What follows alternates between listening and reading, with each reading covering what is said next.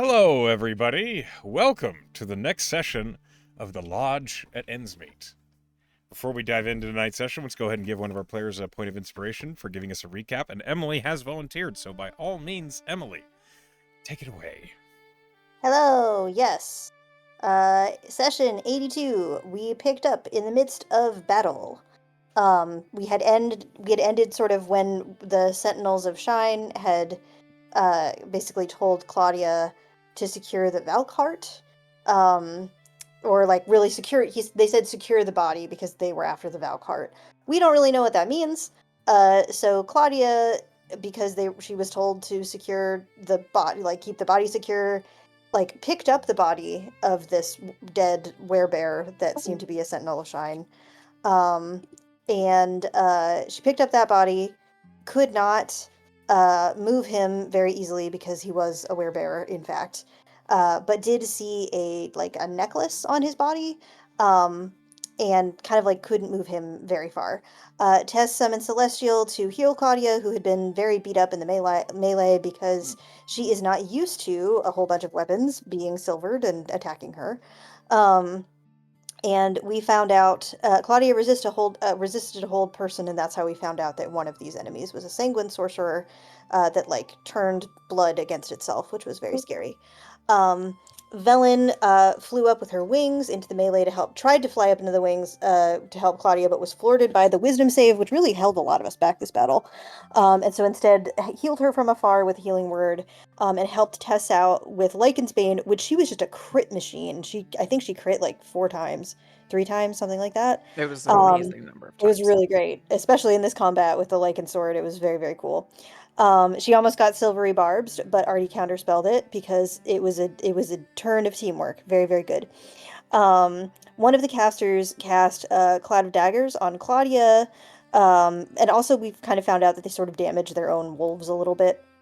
Um, and during that time where she was like trying to like hold the body, she pushed it and failed. And it didn't cost her this time. We do have a push against, I don't know if it's us as a group or just Claudia or I what. think it might just be me, but that's just an assumption. I'm sure Echo will neither We confirm nor deny. this the story will tell us. Um, Quill used a cool thing on her gun to dispel. I think it was the same, maybe the same thing that she used before to dispel some stuff on that like really hard locked chest where we found the Luck sword. But she dispelled the cloud of daggers, which was great, but unfortunately also next to, and then hid up close to the melee. Already had this like cool AoE cone of lightning, but he got it counterspelled by the bear casters, and now we were like, oh shit, we got to focus those casters. Cliff followed that up with some devastating arrows. He did a lot of damage that fight. Um, and the werewolves didn't have seem to have trouble seeing Artie through his invisibility, maybe some kind of scent thing. And were menacing Artie. One of them bit Artie, and he did contract lycanthropy. And then one of them kind of mysteriously said, "I've heard of you," which I had kind of missed when we were doing the session, but on re-listening was like, weird. Where from? My Interesting. name rings bells in the hood. Yeah, right. Yeah, I mean, to be fair, Artie is extremely distinctive. Perhaps the most distinctive of all of us with his blue hair and stout stature. Um, Claudia grabbed the Valkart, this time went for the necklace, and it filled the area with bright light. It said truth in Sylvan and when she touched it, it seemed to like quiet that sort of aspect of the wild hunt that we've been hearing about. One of the people on the Shine people said, return it to the Sealmere Shine Sanctuary, which unfortunately we didn't know where that was. So Claudia kind of like tried to leave the melee, but then was immediately pursued because it was like a game of keep away. She had the precious thing now. Tess tried to finish off the thing that's in front of her with a spiritual weapon and couldn't, and so she was taking some heavy hits too. So she called up a Twilight Sanctuary to give people some temp HP, which was ended up being very useful. Um, all the enemies attacked Claudia. And she went down from it, but she did pass her con save to not go completely crazy. Worth noting that she didn't have to make any saves until the Valcart was ripped away from her. The Blood Sorcerer shoops up one of the corpses to restore health, and then fireballs all of us, which was gross and rude, but at least also took out one of their own guys. Velen healing words Claudia back up, and then crit a second time with Lycan's Bane, plus a smite for 63 points of damage in one hit. Holy shit. Paladin with Lycan's Bane, no joke. The Werebear made a wall of fire, which put Claudia down again and then cut us off from getting away. Quill just completely ganked one of the people that was running up in front of us. It was, I don't know, we ever really figured this out. I don't know if it was the Valcard or what, but the bullets that she was shooting from her pistol or revolver behaved like they had a silvered effect, so it seemed like weapons that were just regular weapons, like weapons that were I don't want to say melee weapons, but weapons you could hold in your hand, not magical. um Cliff had the little hunter's mark that could, and just like kept taking hits and kept keeping his hunter's mark alive, and grabbed the Valcart and shot a werebear, and that arrow also behaved like it was silvered. And then the enemies came to play the keep away with Cliff, and they bit him, but he didn't. He resisted lycanthropy.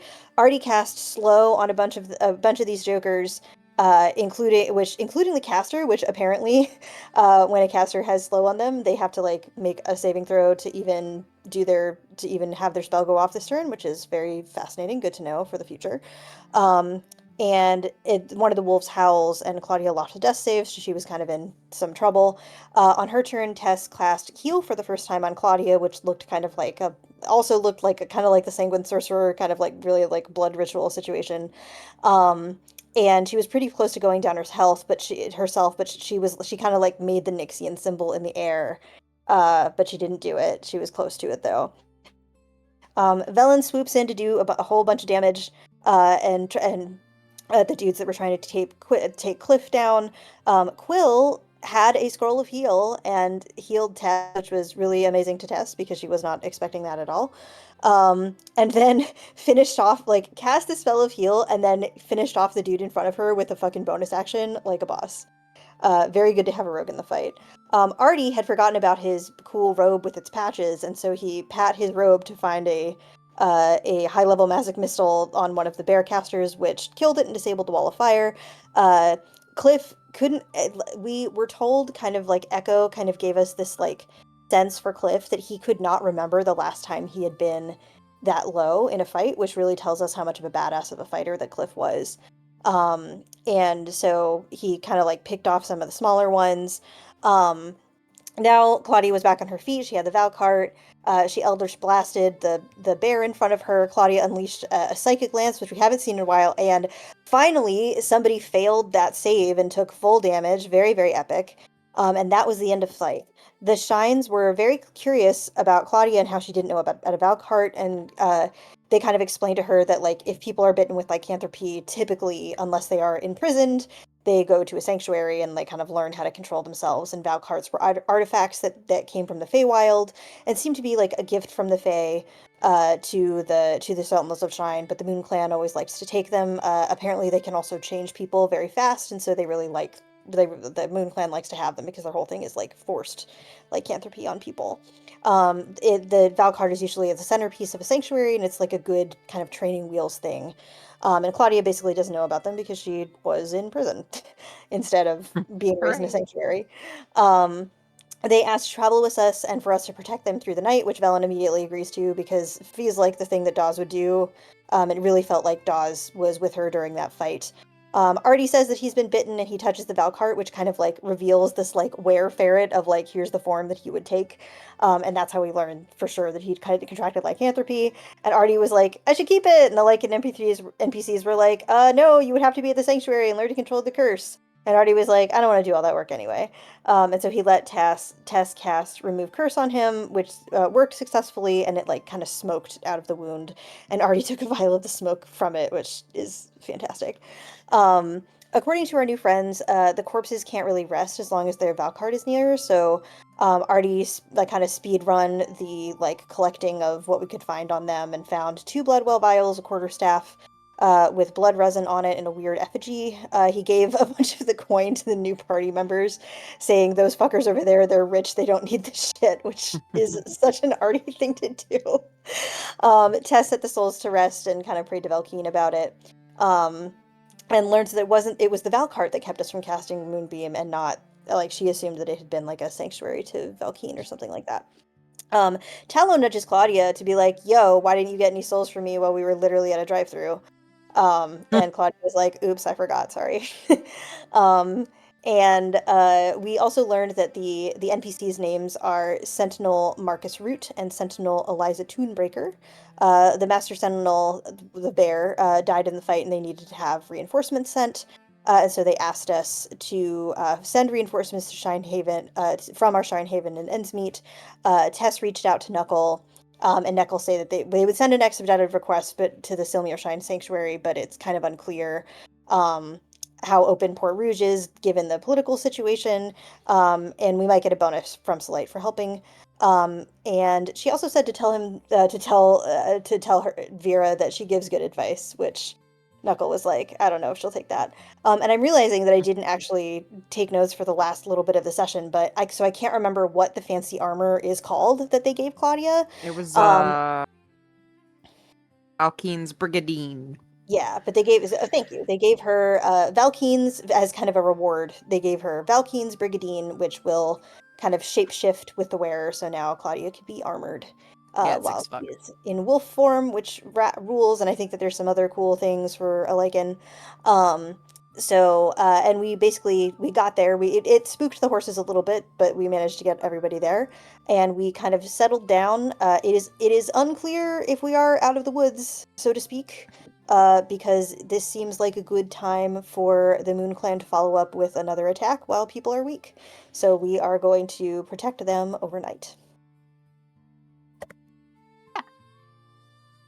Okay, so as you guys are settling in to try, take a long rest and keep the sanctuary safe, that's where we pick up. So well done.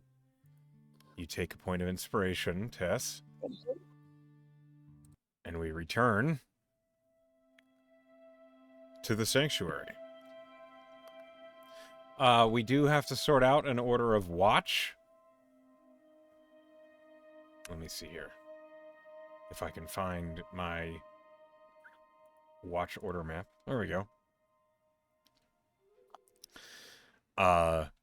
As you guys are taking watch, it's not going to be the typical watch. Normally we would handle 4 watches, and people would, if they wanted to have conversations during the watches, they totally can. That's not really how we're handling it this time. Because it's more than just a night. You are kind of giving the sanctuary more time to recover from their own wounds and also fortify with what they have before you guys leave. So it's going to be a little bit longer than 8 hours. So if you guys have any ideas on how to assist in fortifying the sanctuary, this might be a good time to exercise those. Otherwise, I'm going to start rolling, and it's basically going to be a skill challenge.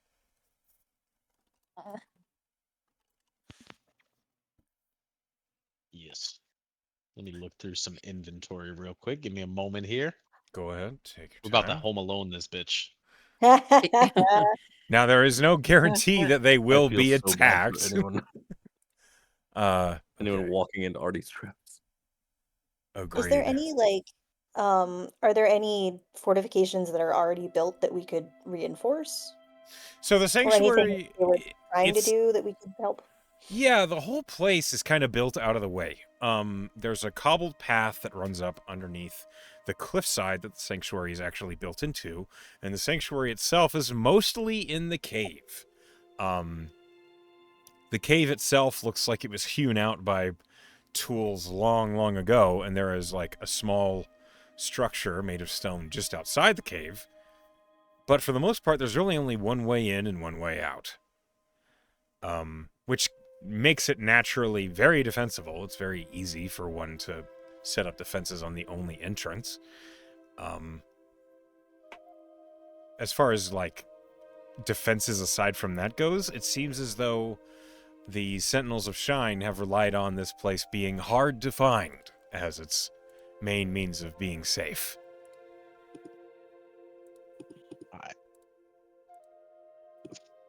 First thing I would like to try to do is, so I have an item, and I'm going to kind of tweak it a little bit, and if I have to use a little bit of Banasite, that's fine. I have a Whistle of Silent Alarm that we've had forever and we've never used. Uh-huh. I want to set up the fishing line I have and tweak the fishing line and the Whistle of Silent Alarm to be like more of an extended range. What's that ritual spell that I have? Where you put the wire down and Alarm? Alarm. just alarm, yeah. So I have a lot of fishing line, and I want to attach it to this Whistle of Silent Alarm. But I Okay. don't want it to just be like a little 15-foot area. I want to run as much as I can, a little bit out for like an early detection system. Okay. You are going to need some mechanism by which the whistle is blown. Can I infuse it to... Oh, I have something, I think. I'm actually going to bring the map back to the sanctuary so you can kind of see the Oh. vibe. Okay. What do you got? Show me what you got. Show me what you've got. So I do have the spell Magic Mouth. I I don't Okay. have it. don't think you've ever gotten to use it, and it's been part of plans. I've never several used it. times. The It's a problem is very great spell. I don't have it currently prepared. I thought you used it to enchant your wallet to be like, hey, fuck off. I did. I think I have used it before. I don't think I have it prepared, though, is the kicker. I definitely don't have that shit prepared. Can't you burn an inspiration to prepare a spell? I could. You want to take I have one two. of mine? You want to take one of mine? I got two. Oh, I'm not on camera. How about you take one of mine? It is okay. Before you take an inspiration for this, wizards, because they have a spell book with all their spells in it, can swap out a prepared spell during the day with a 10-minute ritual. Oh. See, This that is a only rule that makes I've- sense to me because why couldn't a wizard just look at their If- fucking spell book, right? You can take Echo 10 your minutes. goddamn genius. You can take 10 minutes, look in your spell book, and prepare Magic Mouth in favor of something else. That sounds cool. And I have a lot of fishing line. I don't know why. I just do. I don't know why either, Dooch, but I believe you. That is something Artie would have, is just yeah, I have spools so and much spools shit of fishing in my line. bag. So that Just is in the case. first thing I would like to do as like an early detection system. Okay, so you're tweaking Magic Mouth because Magic Mouth originally is not. It doesn't like. It's not actually a mouth. It doesn't. Yeah. Like it doesn't actually blow air. But I will. Yeah. I'll totally let you roll basically a spellcasting check to tweak it so that instead of of saying something, it does create a small poof of air when Yeah. triggered.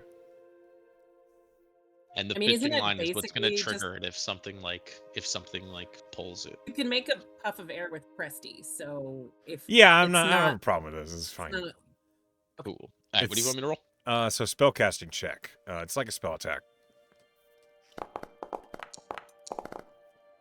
Oh, it was almost a natural 20. Is it A 15? 15. Yeah, you didn't roll a natural 1, basically. So you successfully tweak Magic Mouth to make a puff of air on its trigger, which your trigger is defining when the fishing line is tripped. Yeah. Okay. So, yeah, you arrange the whistle at the end of the fishing line with a magic mouth basically placed on the end of the whistle. And the whistle will alarm only you. Yep. No other creatures can hear the sounds coming from the horn, and it can be up to 600 feet. So I can put this pretty far out. Okay. It's like a very early detection. Are you system. putting it like along the edge of the sanctuary or like a little bit farther away? How far from the sanctuary are you putting this? A little bit further out? I don't know the layout of the area. If there's like one choke point or one commonly traveled route to get into there, or if it is just open woods. Roll once you're- survival. Yeah.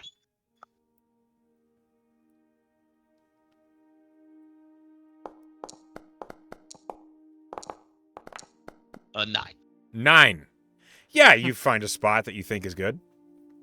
Sure. Okay. It's like a Can I 30-foot help wide him with that? choke. Absolutely. You kind of see Artie like kind of fumble about in the woods and then just pick a game trail, basically. Oh. Wait, Nah, do you want to it's roll good, an right? advantage, or do you want me to roll? No, you roll. Nah, this is good, right? I don't know. You just fucking put it in the middle of the woods. We'll probably trip it. I think I might see a better spot for you. Okay. Ow. Yeah, so Cliff, you determine like where an actual approach through the woods would actually be, where like the path comes down away from the main road, and it's a little bit wider. It's like a 40-foot wide stretch of low brush, but if someone is approaching the sanctuary, you think this would be the angle they came from.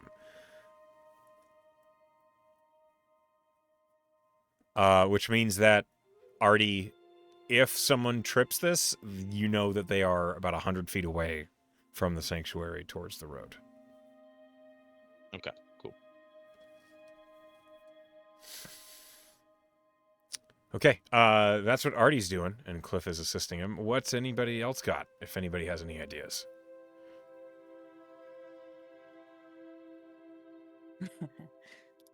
Ideas? We'll let you know. I have like bear traps in my bag. I got like, if you guys want to set up like fucking Home Alone booby traps, I have 3 bear traps. Are you like going through your bag or something? Yeah, Roll the Yeah, fishing it's line alright. program. this will be that. I got some bear traps. I have these.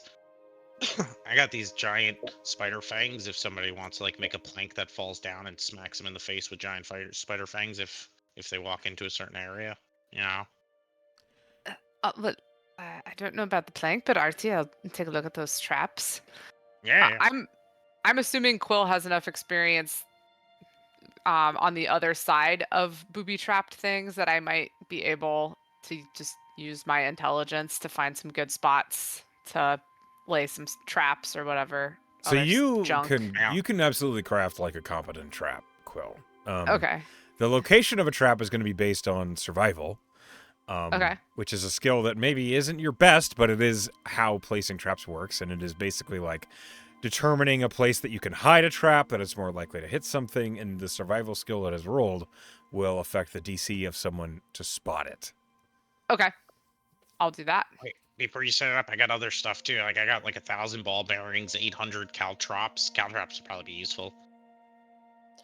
Can Tess tag along and, like, I don't know if I have the skill for this. Can somebody make a map of where these traps are so these poor Shinehaven people don't, like, accidentally hurt themselves on all the traps that we're Is setting up? anybody proficient in cartographer's tools or navigating tools?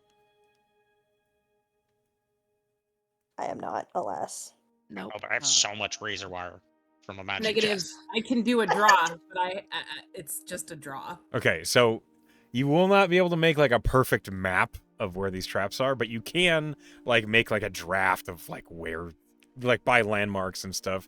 You can give advice, and also like Sentinel Marcus is like watching you guys work, and he is aware of where some of the traps are going, and as Artie is literally like spilling out hundreds of pounds of trap supplies. You certainly seem prepared. You never know. You never know when you got a boogie rip. You never Booger know when rip? you're going to encounter boobies. Boobies. Quill Do we just know- raises her eyebrows a couple times. Do we know who, other than us, do we know who will be the folks that are going to be looking out during keeping watch? Is it mostly? It's Is just it the two mostly of them. us? It's just the two of them. They're the only I, two figured- here. I thought it might be. Okay, I'm gonna It see how is- many. That's all they got. Tess, this might help you if we need to. I have a spell scroll for Guardian of Faith. Oh, you know, You that could would pop not be a that shit terrible right in thing. the door if if they get Yeah, caught. we could put that. We could. That's a good idea. I mean, in fact, I have that spell. If you want, we could put 2 of them. Yeah, yeah. That'll be like if they get to us. Yeah, and honestly, let me look up Guardian of Faith. I don't usually prepare it, Pretty good. but because it's like you kind of need a stable spot. But you're right. This Are is a good you time. just looking for an excuse to see my face again? No. She doesn't say anything else. No, She doesn't test need slide. Let's see, large spectral guardian.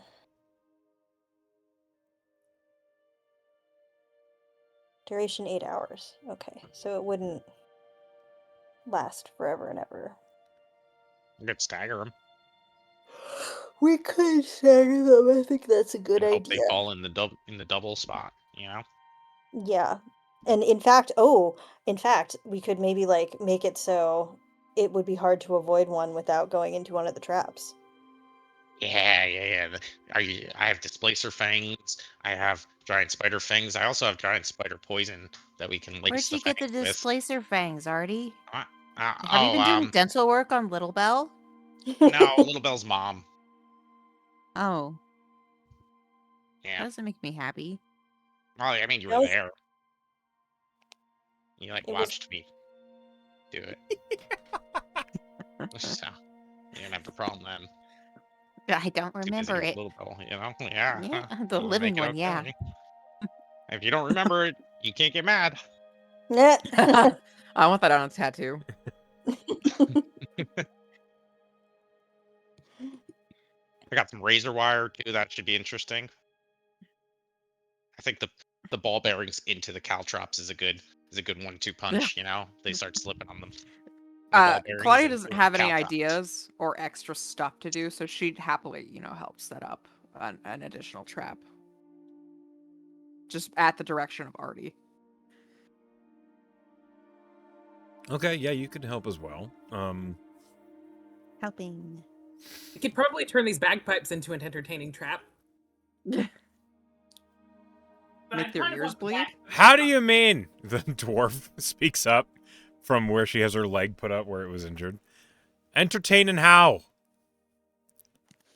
Well, loud anyway. A distraction, or maybe But to I can't lure him find into that. the I trap. really clicked through. You can lure him in with it. In my experience, whenever I hear bagpipes, I'm not going toward them. Well, then it'll keep them away.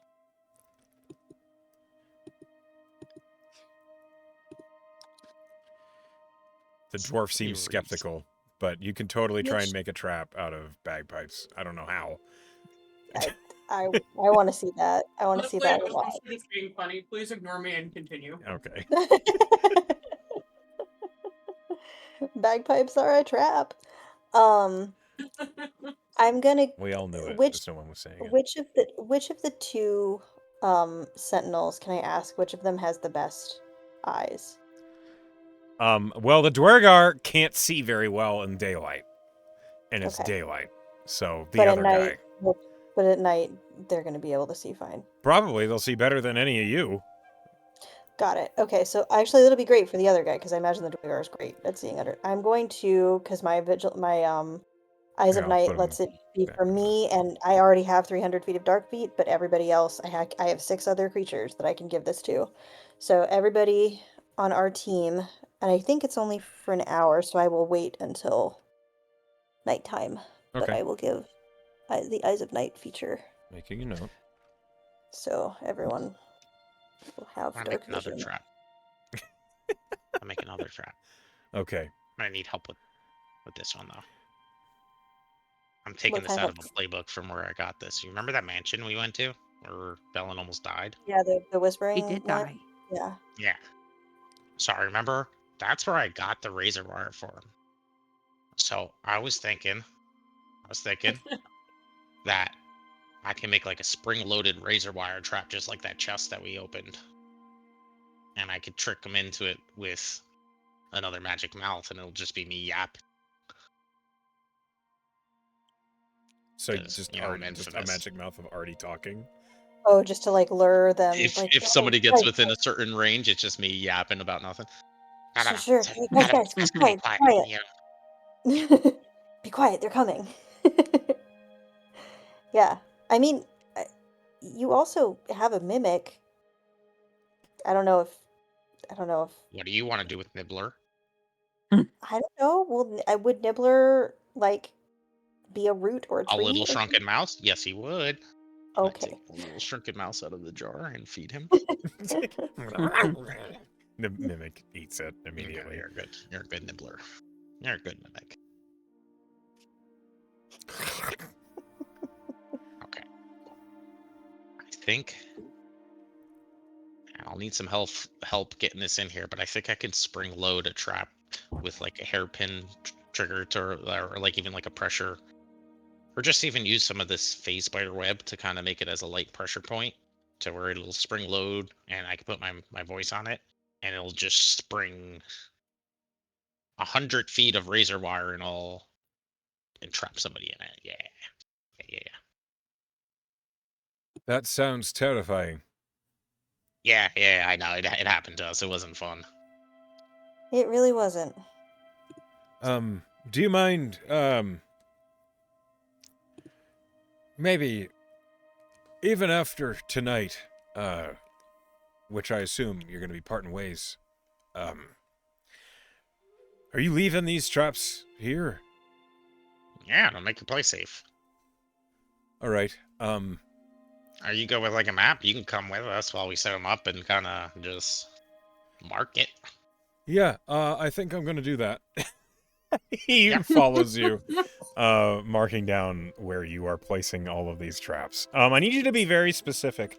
What does it look like as you place these traps around the brush and the stone and this cobbled path that leads out to the road and also your placed alarm trap? From what I can tell, there's like a half circle of hell outside of the sanctuary that you have created with razor wire traps, caltrops, a bagpipe, Artie's voice coming out of a magic mouth. Like, be So I have very a very specific what the specific triggers idea. look like. Yeah. Yes. So the bear traps are going to be more towards the entrance. That's something that we can take off when we're done with the night. Yeah, those that's are gonna also be the if they get simplest closer. traps. Yeah. Now I want it. The razor wire trap, I want it to be like, if you're looking at this map, I want it to be like maybe on the backside as if we were hiding, like I was personally like hiding to spring a trap on them. Uh-huh. But it's me talking. So I want it to like seem like I'm just being bad at hiding, but close towards the entrance. Right. Okay. The bear I'm kind traps, of imagining everything like are a little cardboard standee of Artie, like Just Scooby-Doo Yeah. peeking around the wall. Yeah. I could even probably make something that resembles my shape. Yeah, probably. Do you I will find something. do you make an I have some Artican? finally. Yeah, an Artican. An Artican. I have a bunch of like clothes and stuff. I could stuff it, make like a little Artie doll. Yeah, you could do that. Yes. That's gonna be like closer towards the entrance. I want the bear traps and the caltrops to be towards the entrance point, right? Like almost like if they're about to enter, maybe like this I little could help Artie do walkway. that with my disguise kit, maybe. Yes, you could do that. Yeah. Perfect. You can roll disguise And- kit for that. I think that's going to be a performance. Okay, Perfect. I will help. And I I'm gonna have skills. I'm gonna have Claudia set up the bear traps and stuff and kind of disguise it. Is your survival good, Claudia? Yeah, it's pretty good. Still? It's not as good Okay. as Cliff's, but it's decent. I'm gonna need Quill's help with the Me 6 on the razor wire performance with the trap. disguise kit. After the Artican is like made and Velen is like making it up, it is a little uncanny. It looks like Artie. Nice. And I do want Quill's help with the razor wire trap because I feel like has experience in actual traps with like the phase spider silk as like the trip line with like a little pressure point and a spring loaded. Like that's the idea that I have with the razor wire. It's gonna be chaos. Okay. Quill, Mhm. roll me sleight of hand. Okay. I would be happy to roll that. Okay. You rolled a 4 for a 24. Is it like being cool? Artie, you get like the phase spider silk out, and you have like the springs loaded, and as Quill takes over and sets up the trigger, the DC to disarm this trap and even notice it is 24, which is Nice. That's insane. that's a But I think given very that difficult roll, I think given the low roll, Quill's like, oh well, Artie, this is a lot of. I've never put all of these things together before, and never quite seen a trap like this. But I'll do what I can with it. You gotta work with what you got, you know? Improvise. I learned that in Yeah, the you seem improv to have a class. very deep bag there. Yeah. You like as you're talking, Quill, you're like very close to this trap as it is set and armed, and you hear all this razor wire just like the wire is like creaking under tension. You do not envy the individual that crosses this line and the wire is unleashed upon. It's gonna be a rough one. I'll look at Artie and just say, so, and we're sure these are the good guys, and we're keeping the bad guys out. Is that right? Yeah, I'm still probably. new here. Oh, probably. Oh, well, okay. I mean, what's your definition? Everybody sees themselves as the good guys and sees the other by the bad guys, you know? Quill's gonna look very concerned and say, yeah, I suppose that's. So it's a difficult question for you too, is what you're saying. No, I'm pretty sure they're the good guys, but I don't know. Okay then. Just keep making the trap. AKA probably. Okay. You guys have set. Artie, Hmm? do we even need that Guardian of Faith? Do we want to put Oh, yeah. that down? Okay. Yeah, we're gonna use it. Okay. Tess is happy to help advise on that, but if you are happy just tromping around and you don't need help with a scroll or anything, so like go at it, have fun. No. Here, you get the scroll. This is more your forte. This isn't my forte. Okay. Am I allowed to like observe to try to find an optimal placement where like Yeah. an I trust you. unsuspecting I'm kind of thinking Echo. Is there a No. it's okay. I appreciate it. Is there like a place that I can put it that like it kind of is a choke point where like someone trying to make it through, like there can be other paths for the Shinehaven people to take, but it might be difficult to avoid one trap or the Guardian if you tried to get by. I see.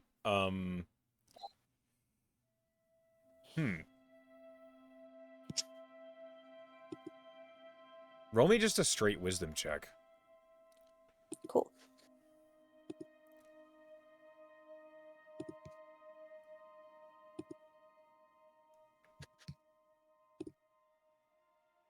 Did that go through? No. I'm trying to roll from the. There it I goes. just didn't do it. I just did it correctly. 17. With a 17, yeah, there's a place that if you place the Guardian of Faith, it will not attack friendlies or what you deem to be friendlies, and it is clearly a ward that if someone tries to go around it, on one side they will absolutely hit bear traps, and on the other side they will absolutely come across a terrifying razor wire trap. Right. Excellent. I'm gonna cast this from the scroll. I'm curious. I imagine because I'm casting it from a scroll and not from my own. Like what it says, it is blazoned with the symbol of your deity. Not It's? yet. I Not yet. imagine it's not Jamino. Wait until nighttime. Oh, okay. It is nighttime, isn't it? No, it's day. No, it's day Never right mind. now. I don't know anything. Okay. We will wait. We will wait until we can. You see Claudia maximize looks that. up at the sky and goes, "Oh, Oh, there they are, the stars. wow. the It's so suns." bright for the night. Really hurting without those ranger levels. Ow, oof. Ouch.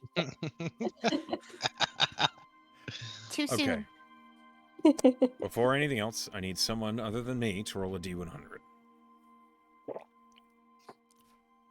Not it. Not it. I'll do Who's it. doing it? Yeah. Oh, we already did it. Who did? Somebody roll it. Roll. Go, Sal. I did it. Nice. 41. 41. Almost the answer to the universe. Almost. Almost. That was the first thing I thought of. We're all giant dorks. Yeah. The daylight passes on to dusk, and then the dusk passes on to night. Time is moving slowly as anticipation makes it crawl on by. But as day turns to night, and the traps are all set and ready, do you summon a Guardian of Faith? Yes. Okay, you said you're using a scroll? Yes. Okay. Remind me the origin of the scroll? Uno momento. Let me see if I have a note on it. Because I think I just have written Guardian of Faith on it. Oh, hold up. Did it come from that wagon where we got the luck blade? I looked in my notes, and it was when we were at the webway. We had just fought some spiders. Ah, And yeah. Okay, I know where this comes Oh, from. it's from the Feywild? Nice. Yeah. I'm deleting it. It is deleted. Okay.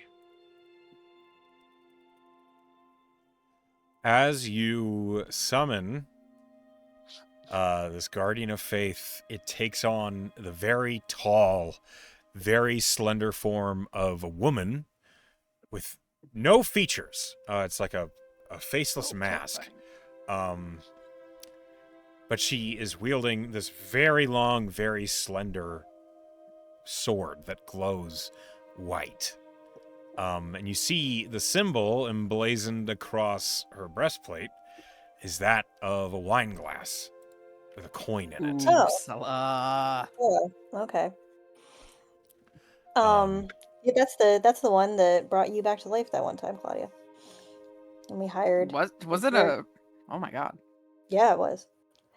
Well- We out of curiosity, the way that the spell is written, it says any creature hostile to you that moves within 10 feet of the guardian, for the first time on their turn, receive dex save, and then they take damage. Mhm. Is it literally just Tess, Yes, or can I designate the Shine Haven as people hostile to the Shine Haven? you. Me. Okay, got it.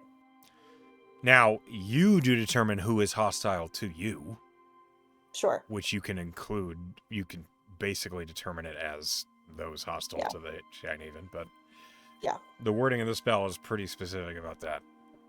Got it. Okay. Just wanted to check in case I needed to be like around and conscious to make that decision. No, you do not. Okay. The Guardian of Faith stands there with this. It's almost like a two-handed rapier, which those in the know would call it an estoc, but those who don't, big, long, pointy sword with a triangular blade. As she stands there, standing guard, she's very tall and is just looking off vigilantly in a way that is a little creepy. She doesn't say anything or even look at you. But there it is. Perhaps if it was a spell that you cast, like from your own reservoir, it might have behaved differently, but it is I entirely imagine so. of purpose. Yeah. I imagine so. You rolled a 41 before. I need another D100.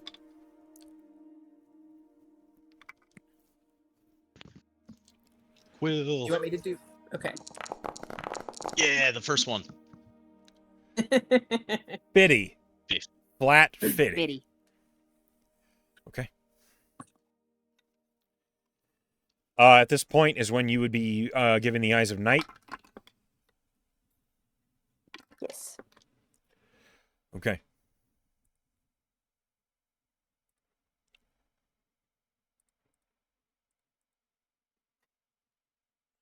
Let's see here.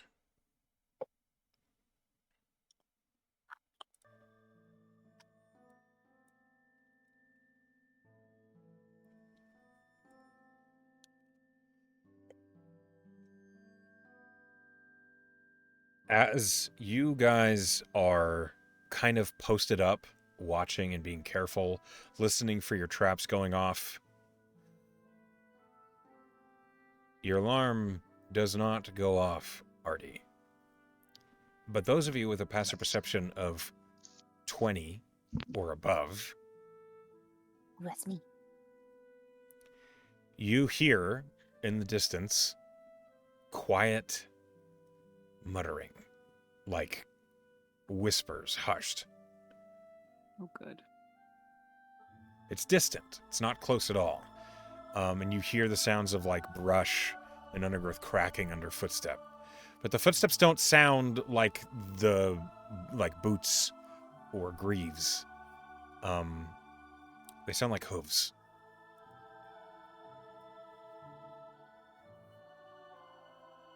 Okay. Like horses? Or like... Not heavy enough to be horses. Deer? Could be.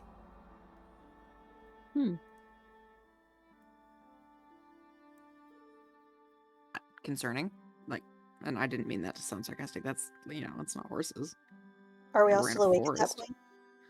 Yeah, for the most part. Can I sort of just like be like, hey, I think there might be a scout. Why? Sounds like deer. I've run with it. I've decided they're deer. Muttering deer? Muttering deer? Oh, yeah, I didn't really think of that part.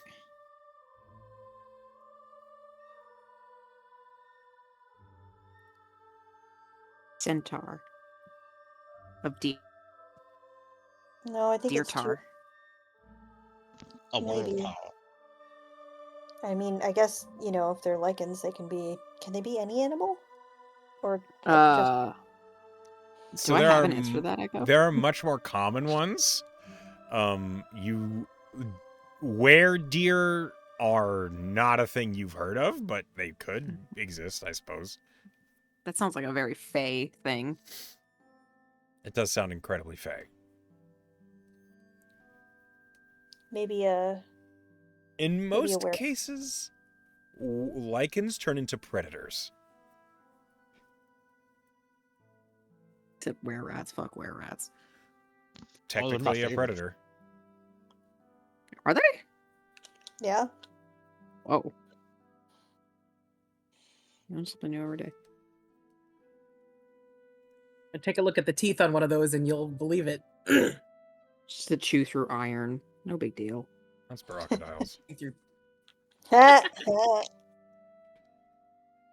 Alright, I guess I'll just kind of keep my eyes peeled. Can I, like, poke out and make a perception check, or is it too far away? Yeah, sure. Go ahead. Make a perception check.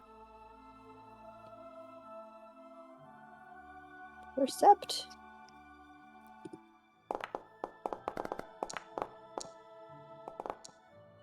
$20.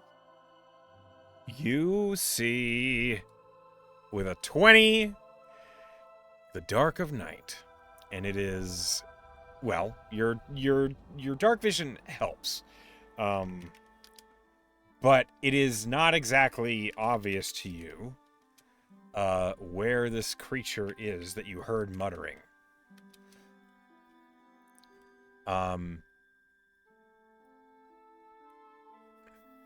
Roll me a d8. Okay.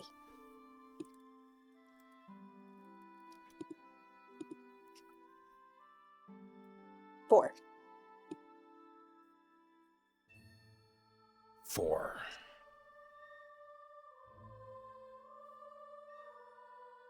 Okay. Yeah. You see, in the distance, there's a light shining from behind a tall underbrush. And you see what you swear is like light shining off of antler. You're gonna have to See, get dear. closer to investigate. That's fucking right. Doesn't your Twilight thing give you like 600 feet of dark vision or some shit? I have 300 just base because I'm a nonsense person with the Oh, me Twilight too. cleric. Because I'm a nonsense person. the Twirls Twilight cleric. beanie. Pew, Accurate. pew, pew. Yeah. The Twilight cleric thing gives me 300, and then the Eyes of Night gives the rest of y'all 300 for an hour. Can I like tap, because I don't know if I'm gonna be stealthy enough? Can I kind of like look over at Quill and be like, "Do you want to?" I think I see horns over there, and I think you probably remember where the traps are better than me. Do you want to go check it out? Happy to. Yeah, I'll head that direction. Cliff, you're staying here because you're big as fuck, and I need you to protect me. You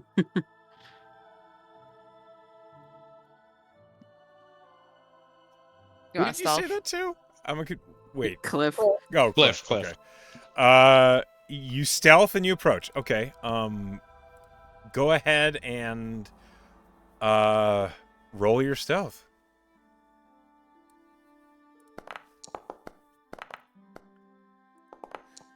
You rolled an 8 for a 24. Okay, must be nice. As you head that way, please roll investigation.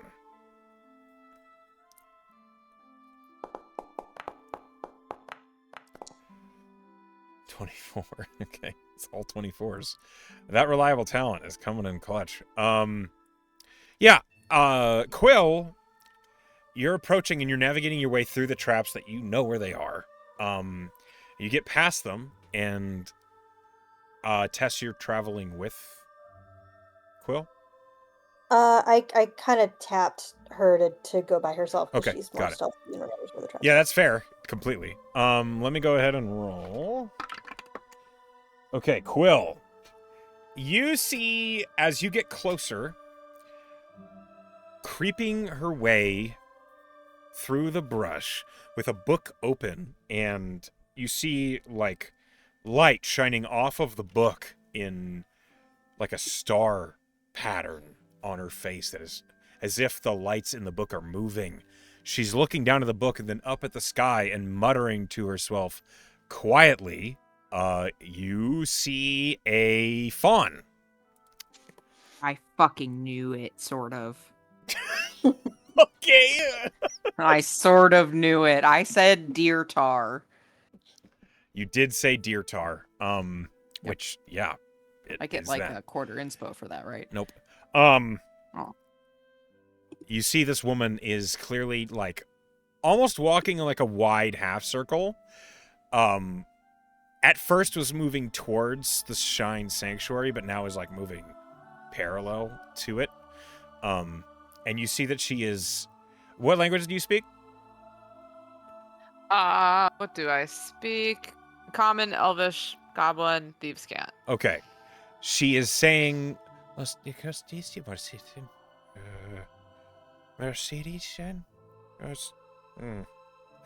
She is puzzled and speaking a language you don't understand.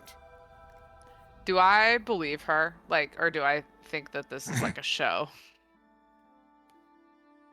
Yeah, like she's like doing this to try and get close without looking suspicious. Roll insight. Okay. Good call.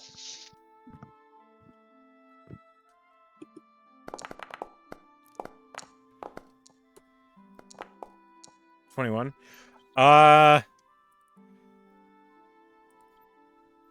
The way she's kind of stumbling, and is clearly, like, looking down to the book and reading while she's walking and keeps almost falling over, this feels pretty authentic. Okay. I'll stealth back to the group. Okay. I guess I'll go back to Tess since Tess is who. Yeah, you go Heard ahead it. and roll stealth. Yeah. I'm gonna stealth back too. Okay.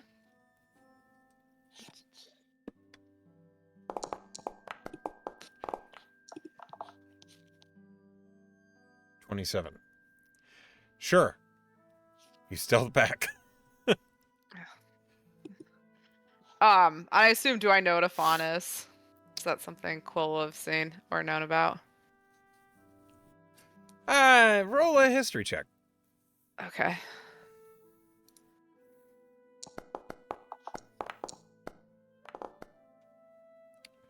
$16. Yeah, you know what a fawn is. It's kind of a fey, half deer, half person.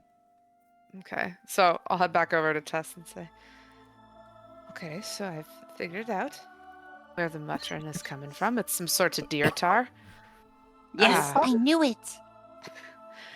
But the thing, I'm a little worried. It seems like she's got a book and it's glowing at her, but it seems to be direction where she's going, and I'm just a little worried. Artie, we've got a lot of traps out there. She seems... I don't think she's who they're set for. Oh, yeah, she's gonna blow up or something. No explosives this time. Okay, but I don't. She probably doesn't deserve to have her like leg ripped off by a bear trap. You should know, it's not like a centaur. It's just 2 legs, like deer hooves. I think AJ was just humoring me. Oh, okay. Yeah, sorry. It's okay. I knew it. So she seems not like a foe, then, is what you're saying. Did you talk to her? Well, I didn't. I have to admit, I'm still pretty new here, and so I'm trying to figure out who the good guys and the bad guys are. And now I've talked to a couple of you, and it's even confusing because it seems like nobody knows who good and bad guys are. But what You know what I'll you gotta say do, is, Phil? That's what you gotta do. I trust you. You should trust your gut. Can I clarify a second? In Are you terms in of good character or and... out of character? No, in character. Okay. I wasn't sure that was Tess or Emily. No, that's a good point.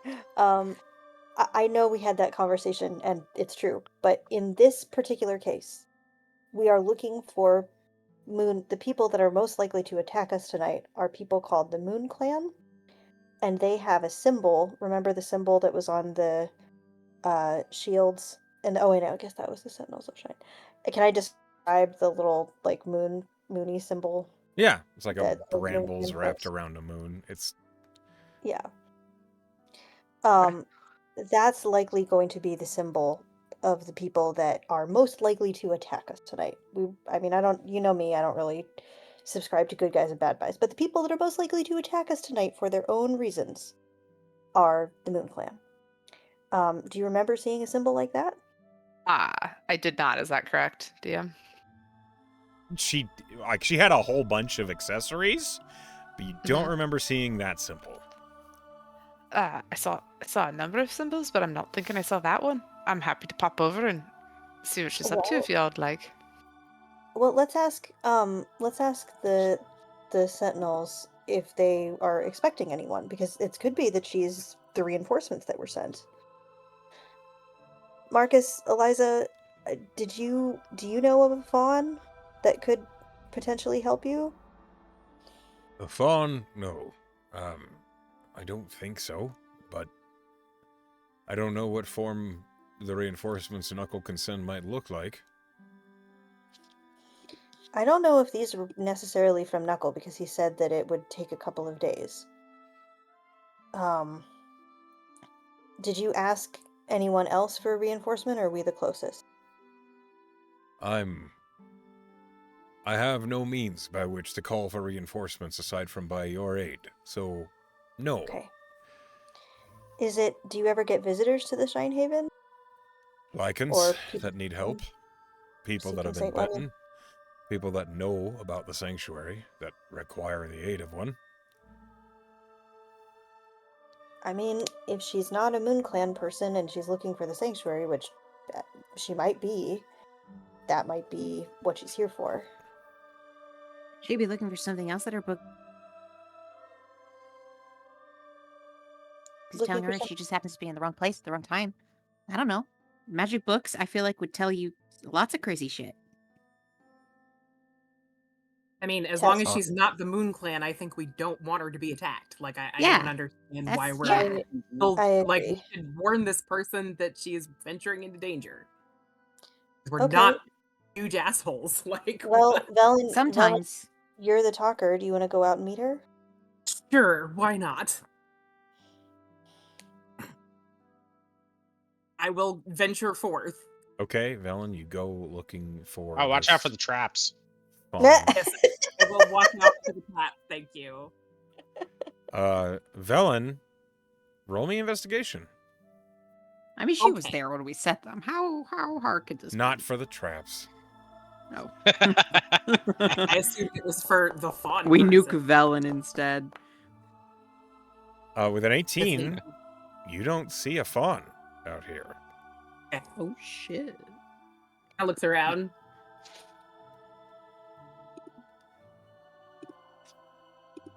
Was there ever even a fawn?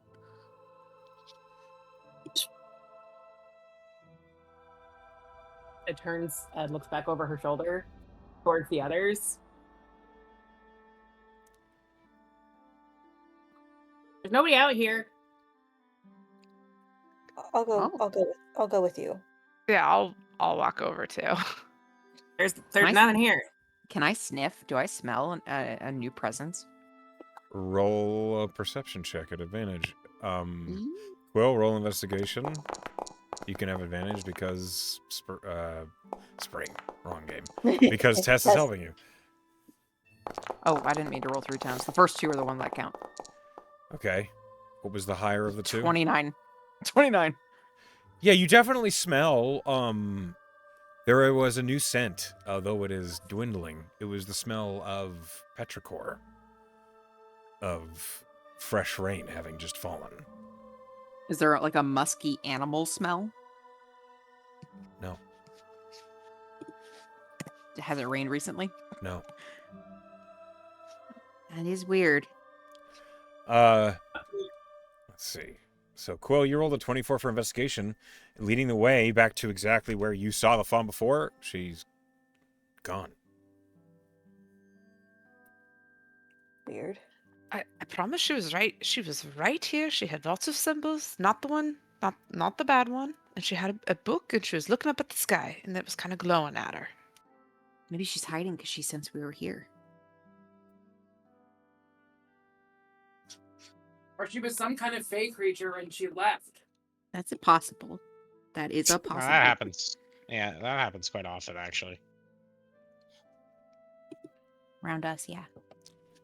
Yeah.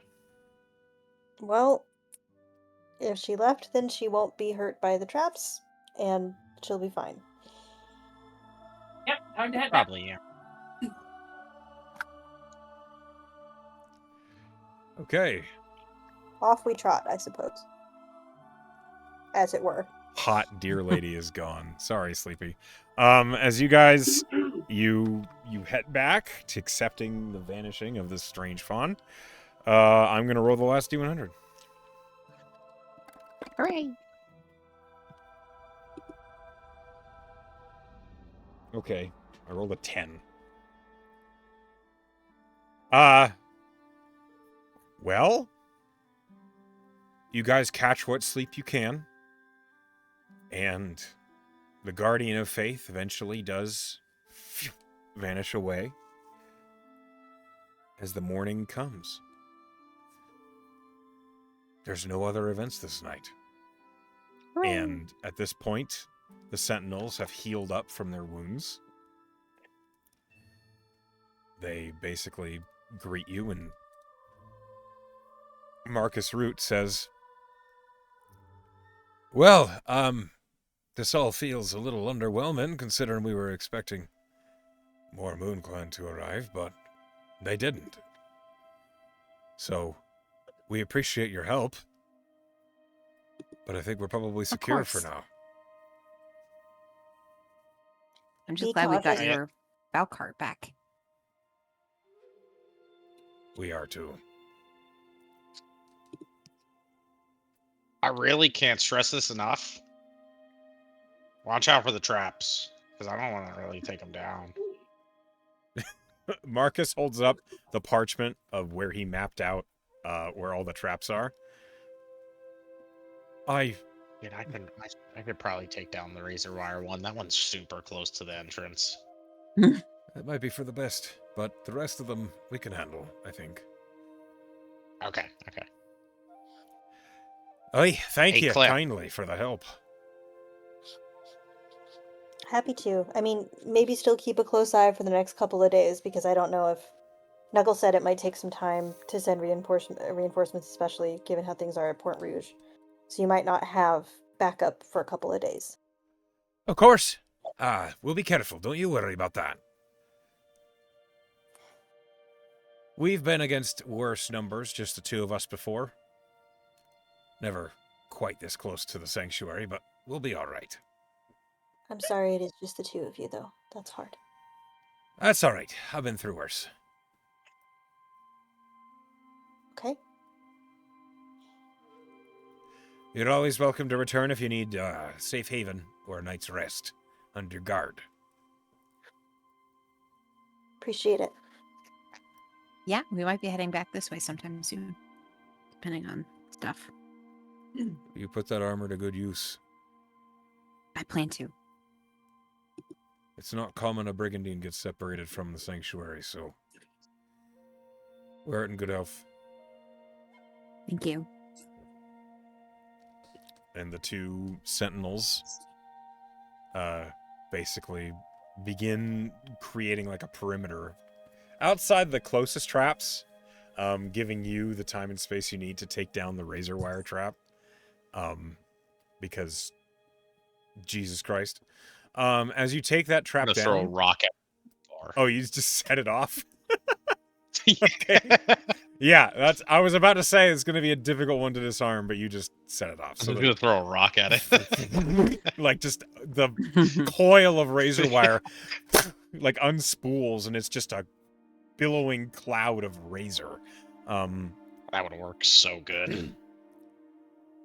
Now you We have didn't get to eviscerate anyone. the tedious process of winding all that razor back up. It's gonna take like 30 minutes, but you do so without hurting yourself. Okay. I will say, roll me a strength check, Artie. Yeah, oh yeah, I can do that. Just straight strength. Straight strength. Yeah, I got this. Easy peasy. Yeah. Oh yeah, no Oh, problem. super. If you had rolled worse, you could have lost It'll some not of the be easy razor wire peasy. to it being overbent. But no, with that good a strength check, you keep it nice and straight as you coil it back up, and you retain all of your razor wire. Very nice.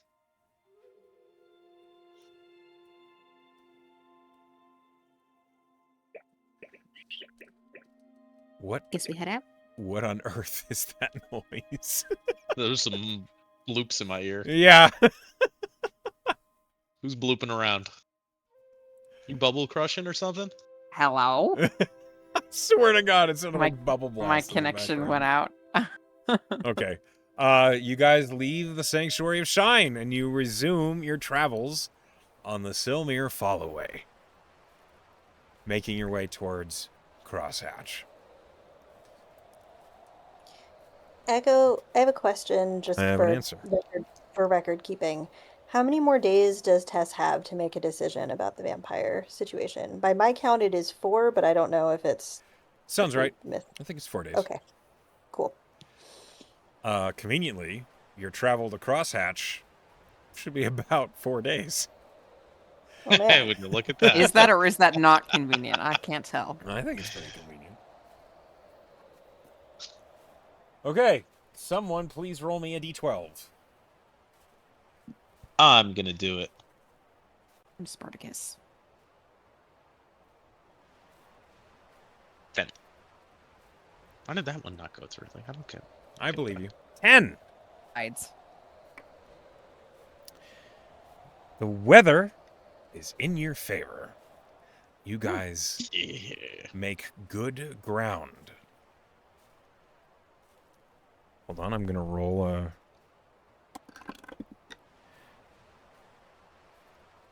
Okay. Well, that's interesting. The road ahead widens long before the city of Crosshatch comes into view. What was once a single path becomes 2, and then 3, and then 4, and then a slow, deliberate weaving of traffic moving in different directions, but somehow they never collide. Wagons roll past laden with timber and iron. Riders moving with purpose, some armored and some cloaked in travel-worn leathers, and others draped in colors and banners you don't immediately recognize, likely local hedge baronies and nobles and the like. And then the land opens, and Crosshatch reveals itself to you, not as a skyline, but as a spread of motion.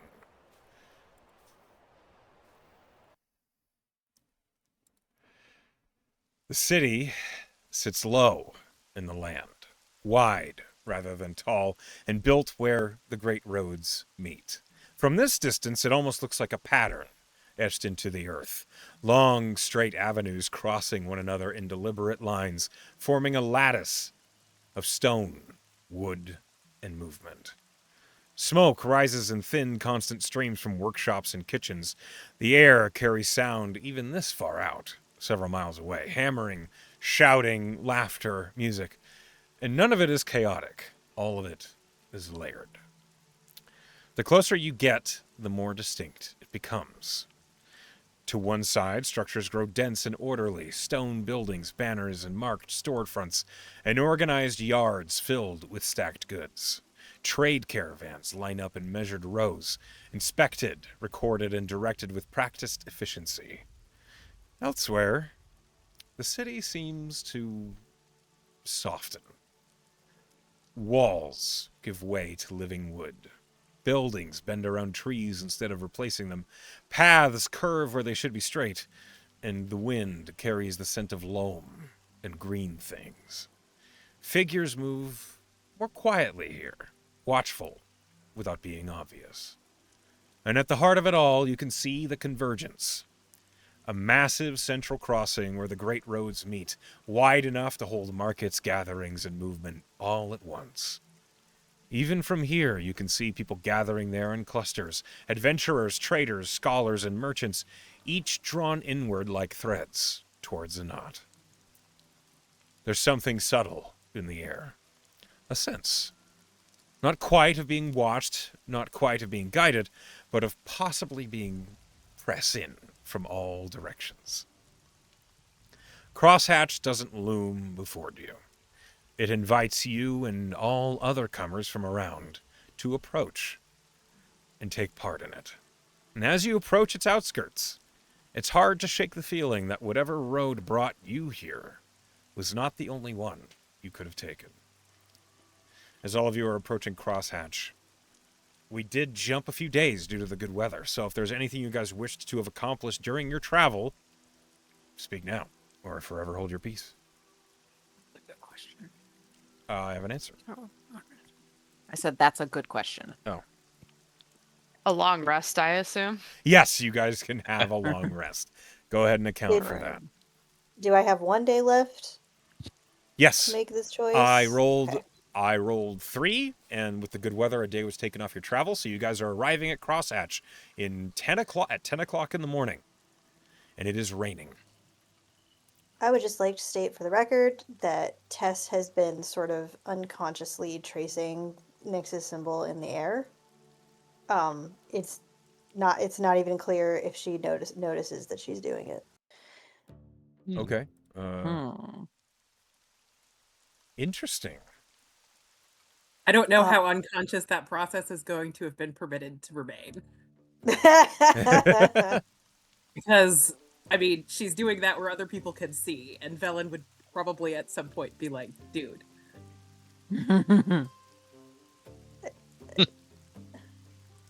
So she would make this clear to her. Yeah. Tess is like, what? What are you talking about? I wasn't. Yeah, you'd be a little bit more self-aware about the choices that you're making. Or not making. It's up to you, but pay attention to what you're doing. What do you mean by that, Velen? I mean, you are sketching religious symbols in the air right now with your hands, and I need you to pay attention to what you're doing. I'm thinking. That's a kind of paying attention. No, you're not thinking. You were doing the opposite of that.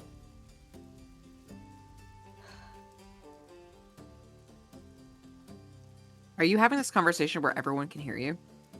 Yes. Yeah, I imagine think- this is like while we're on the road. I think Faith is a choice. Okay?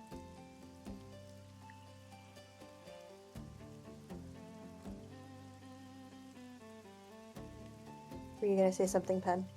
I think Claudia, kind of observing this conversation, would kind of look a little warily at Velen and say, "You think you're being a little critical?" I am being direct. I guess, but it's feeling judgmental. Ellen thinks about that for a second, and then she says, whichever choice you make, just do it with conscious thought. That's all I ask. No one is going to weigh in on this, I guess. Artie shakes his head. No, I ain't. No. Not touching this with a 10-foot pole. Or an immovable rod. Listen, it seems like you maybe want some input. Well, it would affect you, especially since I'm gonna need food. Well, so have you talked to Nyx about what would happen to you? A little bit. Maybe more of a More than- conversation needs to be had. He's talked to me. I am Well, if it's a right choice you're here if genuinely you have considering. questions. Being passive and listening to what she's saying and actually inquiring about it maybe is proactive. I did inquire. I can't believe that you're going to call me out for being critical and then you're going to say that.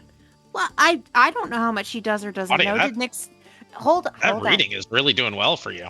Those are big words. Yeah, thank you. Been practicing. Did Nyx tell you, or do you know that you don't have to be a cleric of hers? No, she told me that. Okay, that feels like the most important question.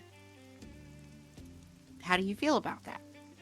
Do you think it would contrast your faith with Jimino? You don't have to abandon Jimino. Here's an important question, DM. Oh, DM here. Yes. How can I help When you? we started this journey after the ghouling, Mm-hmm. Tess's symbol had cracked. Yes. Is it still cracked? Yes. You have not. You have not righted that wrong. Okay. Is it? I know that we really want to get to Crosshatch. Is it okay if No I say rush.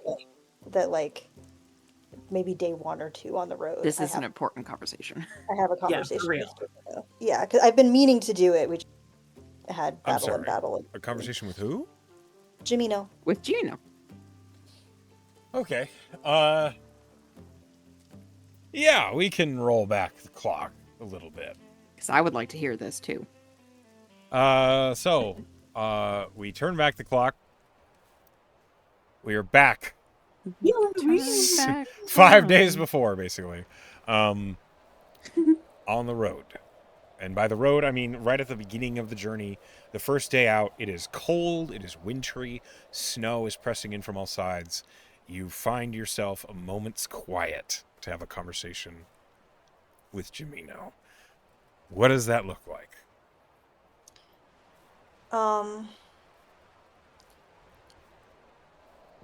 I think Tess kind of carries components for a little shrine, kind of wherever she goes. And in winter time, I think it looks different kind of over the seasons. And I think springtime, it's like seeds and acorns and these kinds of things. In winter time, I think it's more of a like acknowledgement of winter. It's like a not asking winter to be something other than what it is.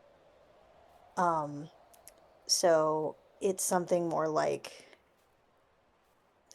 things that kind of protect you from the cold, but but taking those things off and sort of just letting winter be itself as a symbol of change, like around her. So she'll kind of strip herself of gloves, and her jacket and or cloak or whatever, and draw the symbol in the snow and kind of have lightly chattering teeth and sort of be present with the cold. Okay. And send her prayer up. And I think she put her symbol in the center of symbol. This her holy symbol in the center of the drawing. Okay. What is your prayer?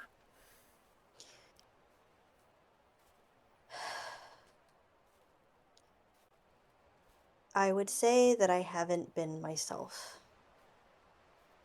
But the truth is that I have been too much myself, as in the person that you met when you recruited me to this cause.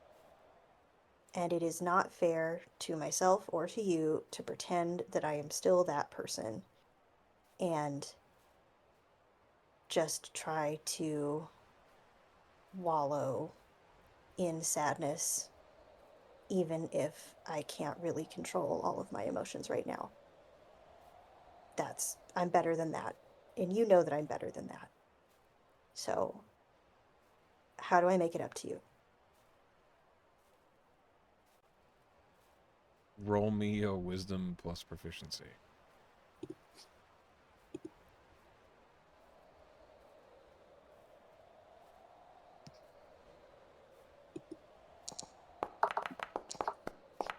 Oh, I rolled that from the sheet by accident. 21.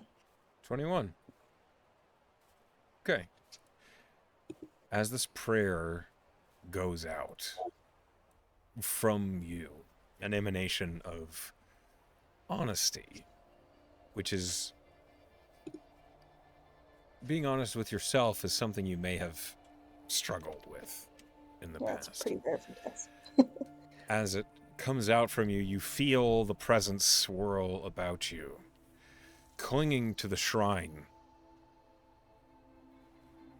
in a manner that would be incredibly unsettling to someone that isn't a follower of Jimino. 3 prismatic eyes open on the shrine before you and regard you. This is something you've seen before, and it might still be a little uncanny, but it's something that you are accustomed to.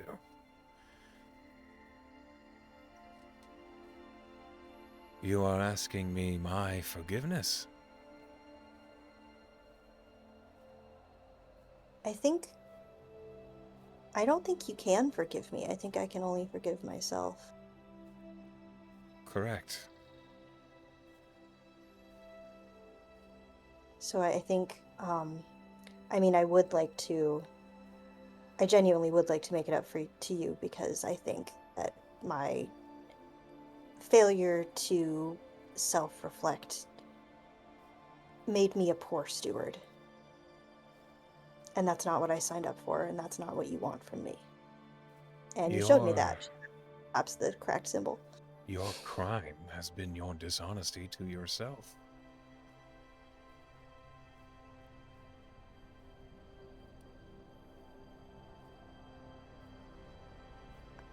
I want to tell you that I'm ready to tell the truth, but I don't think I am in every situation. I think I'm still learning that.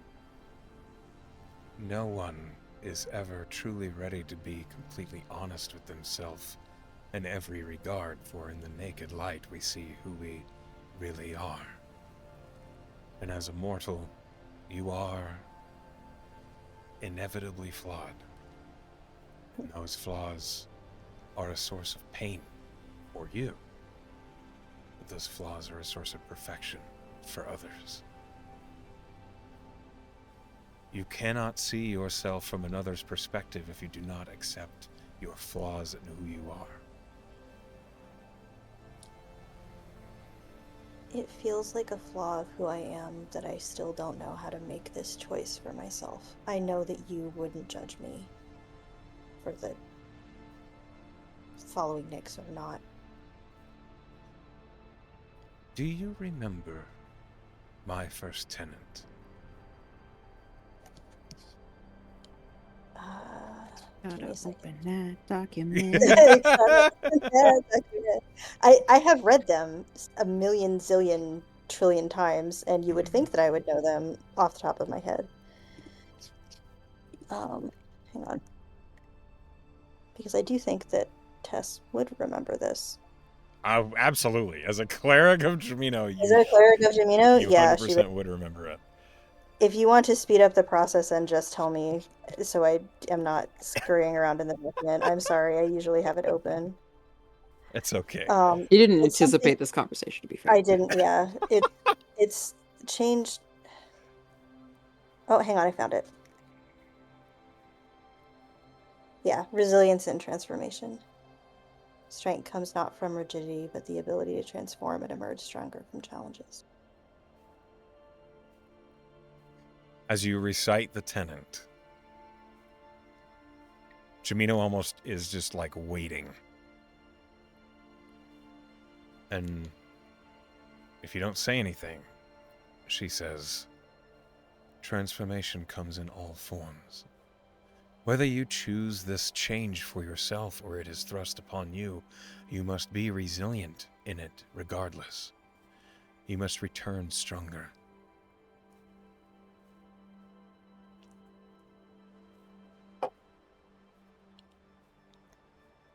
I think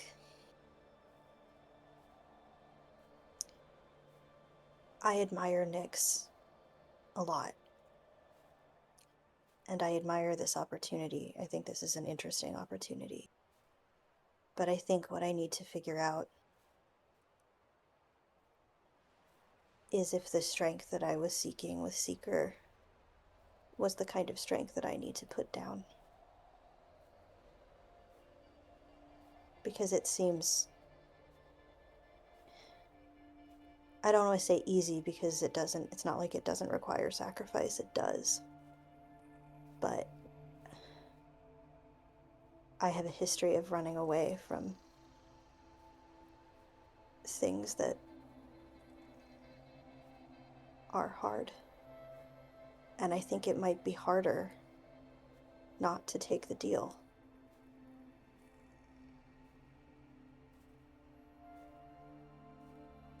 And that really would be a change. I will not make this choice for you. I know. But you must recognize, should you take this deal, which I am very aware of, your perspective will change to that which is one that you looked upon with judgment before.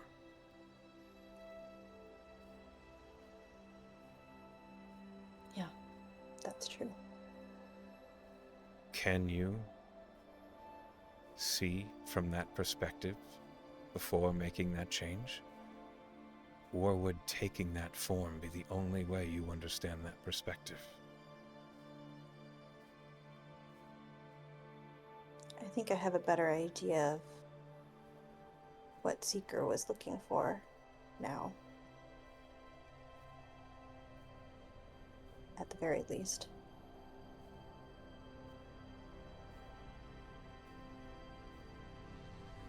Do you believe that? Or do you hope that? I hope it. But I don't... I think before I was hoping that every change I made would have your blessing because it was just change for the sake of it. And this isn't that. This is...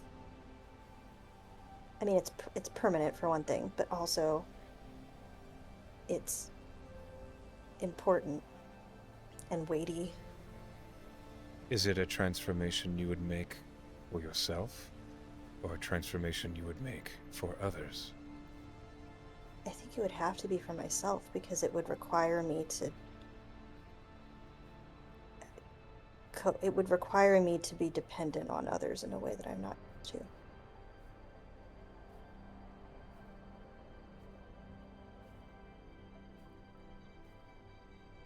That is a thing you have suffered with in the past, being dependent on others.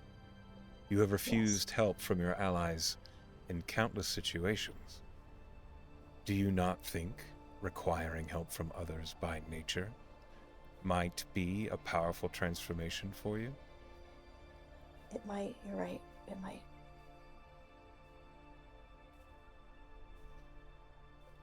In that you would find your greatest strength, but also your greatest weakness. When you put it like that. You have much to think about, Tessellation. But I am pleased you are being honest with yourself about it.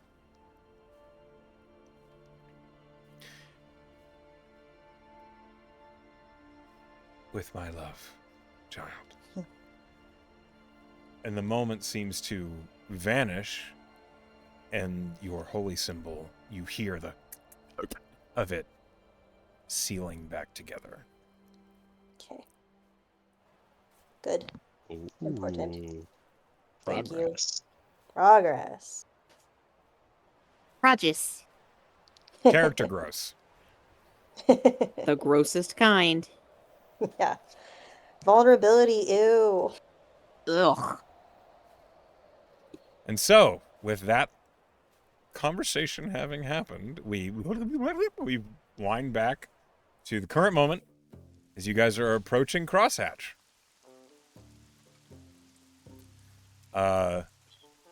As we return to that moment, we're going to go ahead and take a 5-minute break. Yep. Mhm. And so, the party approaches Crosshatch, the outskirts. As you guys are following the similar follow-away, it is, as described, a very wide road with lots of wagons coming to and fro. And you see there is a, like, half-elven man, very slight. He's wearing, like, a big, heavy coat in the rain. And he has, like, this large scroll of parchment. And he has, as you're approaching, you hear him say, "Assistance available for a modest fee." And then he, like, takes a deep breath. And then he sees you guys approaching. "Hello, travelers of the Sylmere. Welcome to the biggest city that's not a capital. Listen up for the daily cry." This poor guy is Yep. probably Holy throat a shit. shot. You are so loud. "The Compass Roses annual dance festival is tonight. Grand prize is not to be missed. A token from the seas, an authentic and honest as Magus glamour weave, as well as the whole betting pot from the day's worth. Make your mark on the Compass's map while you still can. Next!" Velen is gonna just like casually Dance party? cast Prestidigitation to give this guy some like sparkle while he's doing that. Oh, thank you very Can I much. To raise his voice. Can I cast? I don't have thaumaturgy. I have Oh. thaumaturgy. Can I cast thaumaturgy on him Okay. to like increase his range? Thank you. Jorik Vale of the Expeditioners Guild is seeking Jesus. worthy explorers to map the harrowing crescent. He can be found outside the Cartographer's Crag in the Wayfarer's Circle. Next, Lady Tenedre of the Ablewood Apothecary is looking for brave adventurers to gather materials from the other realms. If you're willing to collect some exotic goods for some exotic coin, visit the Ablewood Apothecary just south of the Wayfarer's Circle. Next, the markets bid you all welcome and urge you to visit. All clothing and tailoring businesses at a discount at the Wayfarer's Circle. Certain shops offer different deals, but don't be afraid to come and take a look. Sponsorships of this message include the Velvet Meridian, Silverskin Health, the Crown Beetle, Oryx, Stitch and Silk, Stitch and Meta, the Button and Bolt, Threadbare and True, Goodweave Outweeders, the Moss and Mantle, Petal and Pearl, and the Living Loom. Next, the Merigard Mercenary Academy is looking for recruits. If you have a knack for adventure or a willingness to earn plenty of coin for good honest work, come speak with the illustrious and decorated Tally Soothsinger here in town for the dance festival. She is proud to represent the Merigard of Ferrum and answer any questions those who are curious might have. Next, And lastly, and he absolutely shouts, hear this, for those of arcane inclination, desperation, or poor decision-making. Now open along the Wayfarer's Circle, Wexley's Wonders, Wares, and Whatnot. Purveyors of potions, charms, curios, and questionable necessities. He's clearly reading, like, straight off an ad copy. Feeling underprepared for your next expedition? Recently cursed? Expecting to be cursed? Then step right in. At Wexley's, we offer genuine enchanted items, most with minimal lingering side effects. Potions brewed fresh daily. Color me very. Scrolls of reliable incantation. Pronunciation assistance available for a modest fee. And he steps down as he catches his breath. Velen, you're cursed. Yes, it was very effective advertising. I want to do the dance party. Okay. Hooray! As you guys are approaching and he sees that you're adventurers, he like actually like stops and he's like is catching his breath and he says, "Again, welcome to Crosshatch. If you'd like, take a map." And he holds out little brochures to you guys. Yes. Yes. Oh, lovely. Thank you. Welcome. I hope you've enjoyed. By all means, have a pleasant day. How often do you have to do that? I have to do my next run right now. And he stands up and the compass rose is on you. And he immediately starts over. As you're They should get a looking, magic mouth.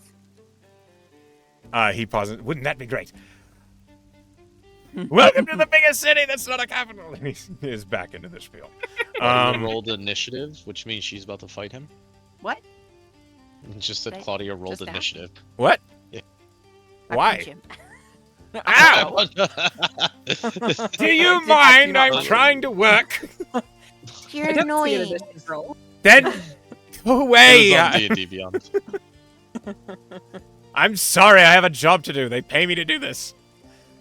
Mhm. And he just resumes. So as you guys are handed a map, you see the map of Crosshatch. It is a big city. Hi, Crosshatch. When's the dance? Said it was tonight. Okay. From the cry, you recall it is at the Compass Rose. The annual dance festival is tonight. He said prizes? They did say there were prizes. Yeah, there's Including a glamour weave. What's a glamour weave? Tess kind of points. Yeah, she's got one. She What? can make. She kind of points to like a little like scarf that she's wearing and makes it turn different colors. You can make it into different things. That's cool. It's cool. Very fashion. Haute couture. I don't Or- know how I know that. Yeah, those books are really paying off. Yeah, I read every night. The Ablewood Apothecary, I think, is where we're supposed to deliver Slight's package. I think that sounds correct. So glad you take notes. I forgot that existed. Well, I know Thomas told us to go somewhere, but I think it was in Raquel, not here. Yeah, we're not there yet. This is a big ass little city. Yeah, it's the biggest city. It's that's the not a biggest city capital. that isn't a capital. Did you Yeah. hear the guy? Yeah, no, I He's didn't believe him currently at first shouting when it he behind you. Excellent marketing. You do see there are some marks on the map. There's temples along the Auric Leads and Notion Town. The Notion Town. Are you looking at the map? That's cool. All right. Well, Yes. I can't help you any further than I've done. There is markers that the Compass Rose and Wexley's Wonders, Wares, and Whatnot is in the Wayfarer's Circle. Definitely have to go there. Yeah, you're cursed. That actually wasn't why I was thinking that, but sure. Oh, There are Hey, Clay. Oh, go ahead. no. By all means, go for it. Hey, What's up? Hey, Cliff. Hey, Quill. Come here. I know Yeah, I you walk guys are over. poor. Do you want to go shopping? My I treat. know you guys are poor pieces of shit. I'll buy you some stuff. I mean, I'm not going to turn you down. I Hell was yeah. under the impression that we were kind of just passing through. No, we're going shopping. We're gonna dance. They want to dance. We're going shopping. Don't listen to them. No, don't tell them. So you need to make up a lie. I've been here, right? I don't know. Why would you have? Do the tournaments not go through here? This is so much farther south than the actual Okay. Counts Crossing. This is like if you had been here, you would have gone past Endsmeet and then back up. Okay. Be happy to look around. Yeah, no. Make up a lie to the others, and I'll pay. Why do they have to lie? Or they're away. I pulled them to the side. You can't hear me. I know. That was accurate. Why? That was Penn. That was Penn. Penn wants to know. I'll get into it later. Fascinating. Deal. I'm so curious. DM doesn't know. Not as in depth as you guys think. It's Artie. Come on. That's true. Sorry. Quill, you look like you'd be a good liar. I mean, I'll keep this secret for you. I'm not gonna, Yeah. I'm not gonna turn down a shopping trip where I don't have to pay from my own purse. Yeah. And to the group, I'm gonna get a little. Hey, Quill said she needs to do something. I'm gonna follow her. And Cliff's big, so he's gonna protect me. What do you need to do? Okay, Artie. Lie. No one's lie. questioning you. Oh, I'm interested in the dance as well, and I don't have any dancing shoes, and so Archie here said he was going to. Well, I help me need pick some out dancing shoes. Can I come too? No. Oh. No, we're not getting dancing shoes. I don't know why she said that. I really think that you need to lie. sort out your lies better, Artie. Yeah. Come on, Quill. Did someone say berry? Berry? I heard berry. Does someone have a berry? Yeah. You guys we'll get some things. Ferret is placated. All right. So it sounds like for some reason Artie wants to split up, but it sounds also like we all want to shop. So possibly we're all just going to go to different shops. Sure. Maybe. You've already left. I mean, I do think it's important that we visit a library at some point, if we can, before we try. I mean, to we find... were going to try to get to the Arcadium, but that's not here. Yeah. Okay. So why do you need to go to a library? There may be some form of library. Is it about your condition? No, it's more. I don't know. I feel like I don't know enough about what we're So walking into. That's all. Okay, we can try to But find I'm a not very library. good at. I'm not very good at libraries. Maybe I should. You know, that crier said there was a famous bard who was going to be at that party, and you know who That's a knows a great lot about idea. random stuff is bards. I'm just, you know. I guess that's true. Well, how about y'all do all that, and They're I'll go to the He's Ablewood sexier than Apothecary. libraries typically. Just typically. That's fair. How about you go to the shops? Go to the whatever shops you want. If no one is going, Velen, I think you're carrying Slide's package. I can package. Yes, I think I am. Sorry, I got confused for a second. Oh, you're going to the apothecary? Great. Then I will go with Yeah, you. we can go to the apothecary, and deliver Solight's package. Are we gonna meet at the Compass Rose? Is what the inn was called? Or we can Good meet at the- idea. Okay. Good call.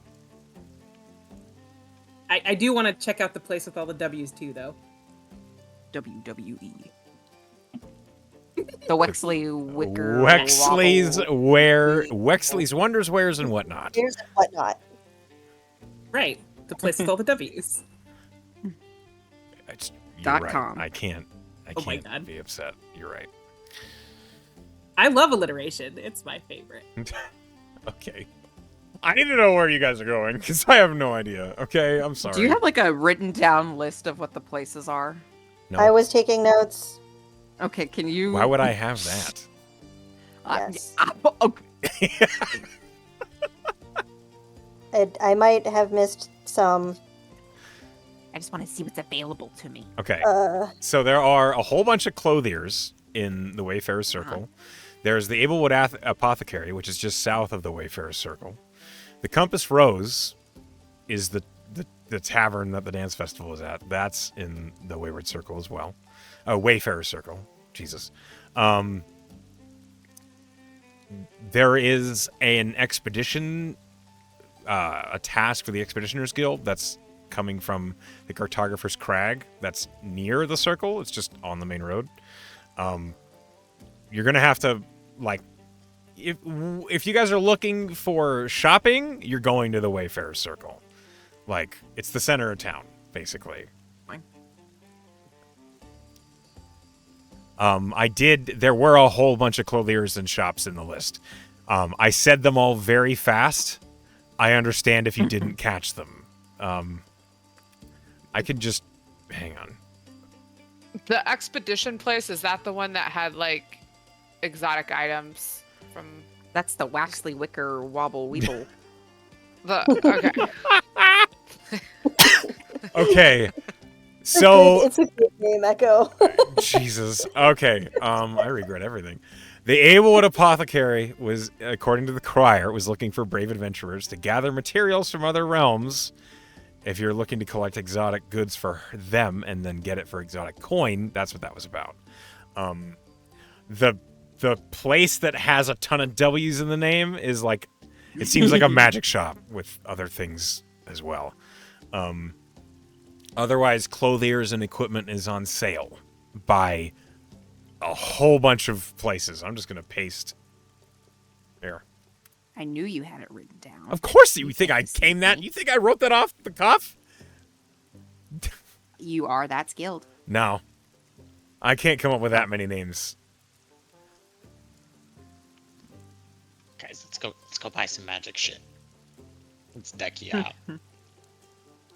As you guys are making your way down the Auric Leads, the main road that you're heading towards the Wayfarer's Circle, Claudia, Yeah. please roll me a perception check. Okay. Is it smell based? Sure. I have to. Yeah, Yes. you know what? It is. It's smell-based. Go ahead and roll me a perception check based on smell. I think I did. Oh, I reloaded. Hold on. Let's see what that was. It was a 13. That was just the first roll. That wasn't with advantage. So second roll. Oh my god, terrible. You know what? Inspo. All right. I'm not Go gonna ahead. miss whatever this is. Okay. It's 27 and so much better. Okay, what's the final roll? 27 was my higher.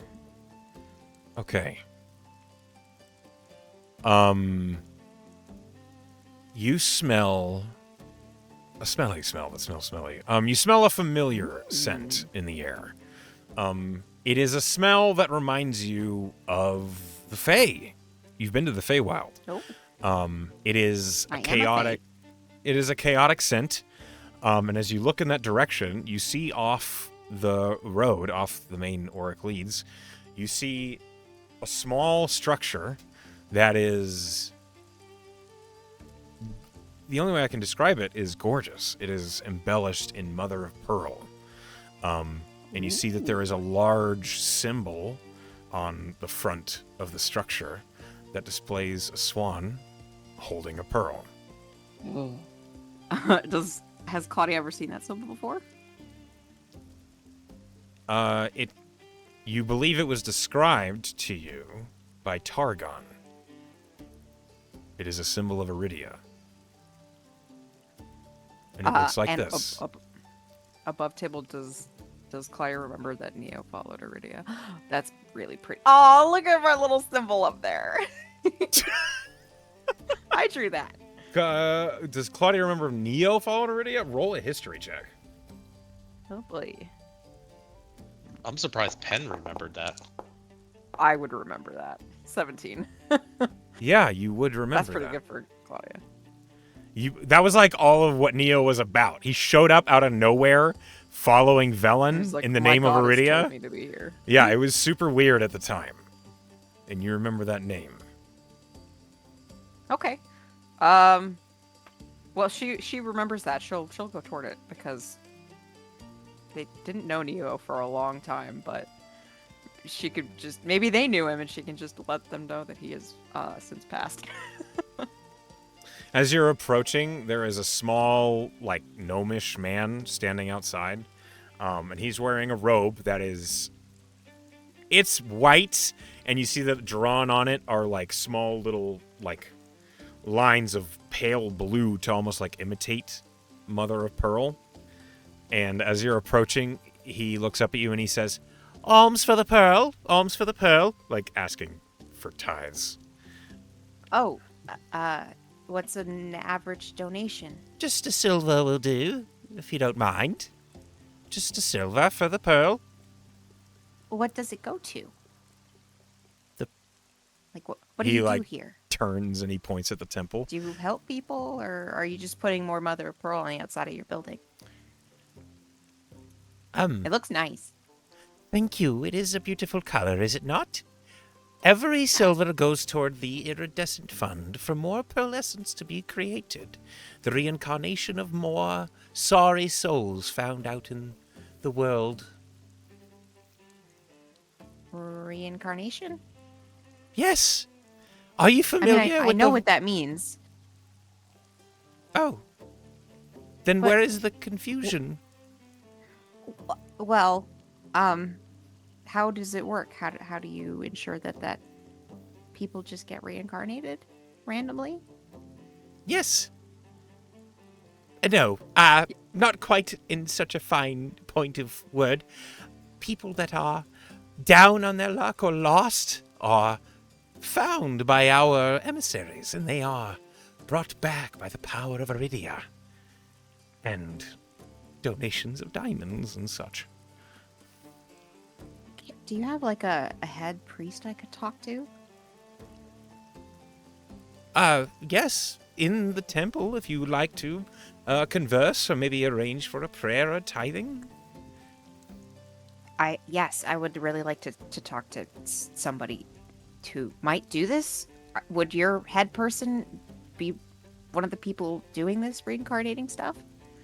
Oh, yes, Yeah, I would really like to talk to them. by all means. He gestures towards the open temple behind him.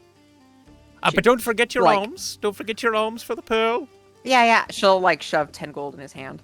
Oh, She heard the word 10. Did he say 10? I don't he even said remember. a silver. She's locked on because the word reincarnation really piqued her interest. Yeah, okay, yeah. She's zeroed in on finding a person who. Yeah, as does you're this sort of walking thing. away, you hear him say, "I'm going to win the dinner tonight."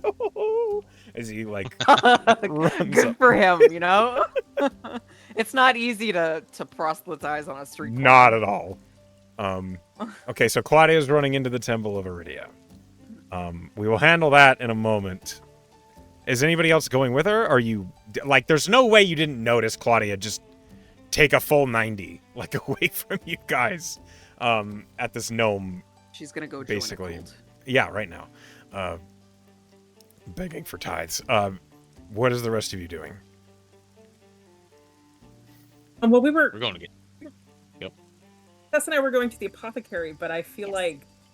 like watching Claudia careen off towards a temple, the Velen kind of looks at Tess like, should watch her back.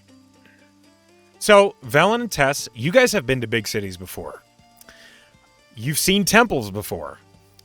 This one looks garish.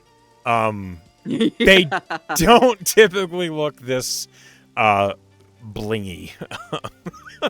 They're generally a little bit more modest in their display, and this temple is, as the image depicts, covered in mother of pearl, and there's fountains running down the outside. Like, it seems a little over the top, which is a little concerning. I'm just a little worried about It's an MLM. Claudia wandering off into the mega church. Like, It's not that big. It's not huge, I should say. I know what she that was means. a, It's the that was vibe. a joke Okay. about It's about the the big vibe. Fucking Kenneth Copland is in there. I don't Resurrecting think people. I don't think she'll be in danger in the hands of anyone at a temple. Can I make a religion? Yeah, roll a religion check.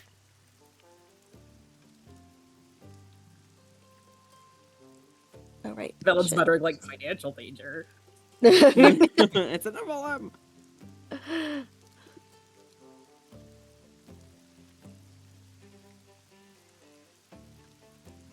Did it go? Pretty sure Dawes' temples have There some it is. gold leaf. 21. So Okay. That's a good roll.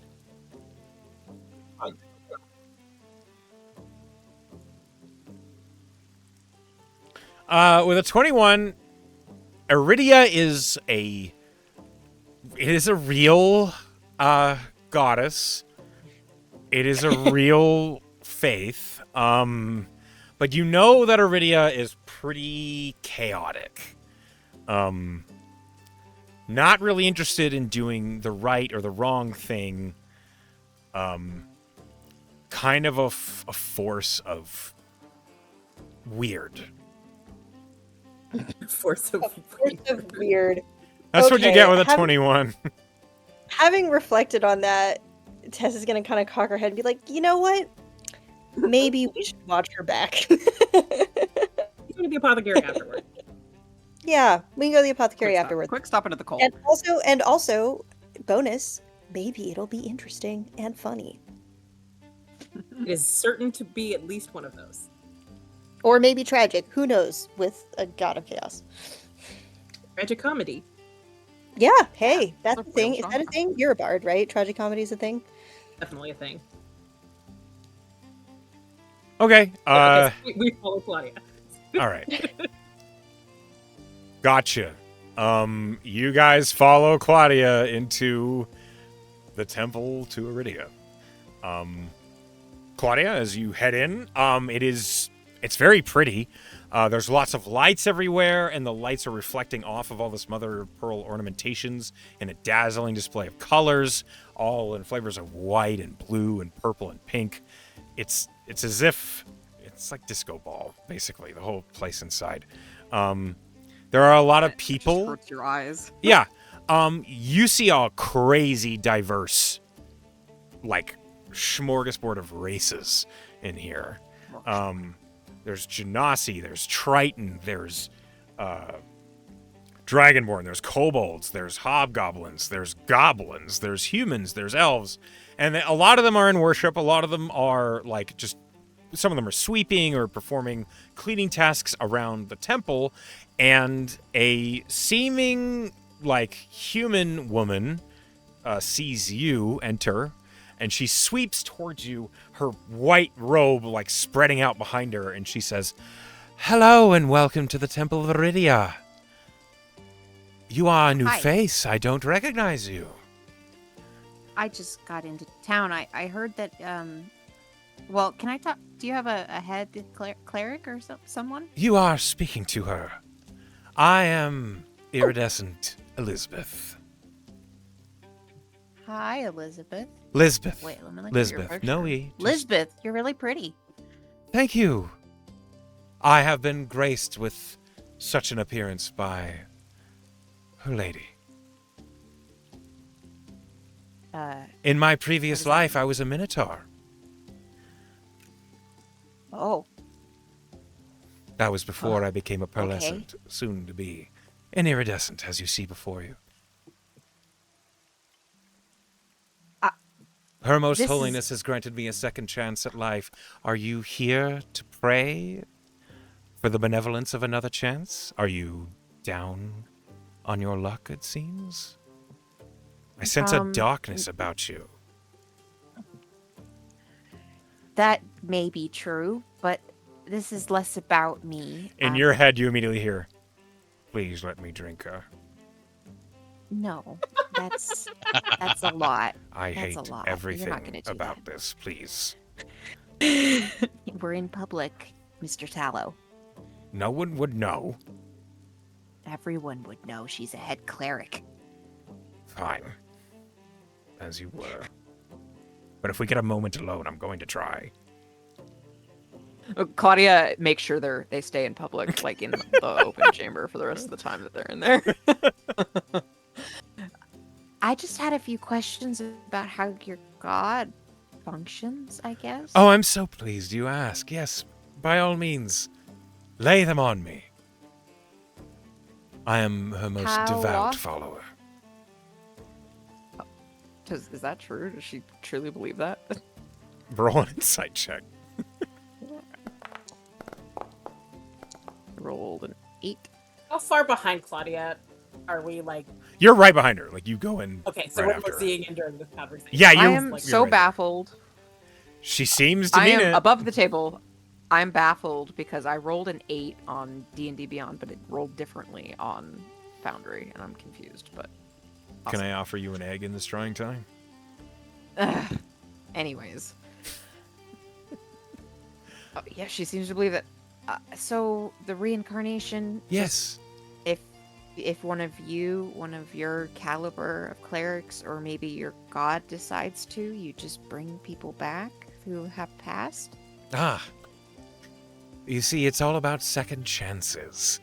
Her Lady Iridia, in her grace most benevolent, will find those who are down in their luck, or lost, or unfound, maybe destroyed by terrible means, and she will bless them with her essence, bringing them back in a new form, with a new life, under the promise that they don't make the same mistakes again.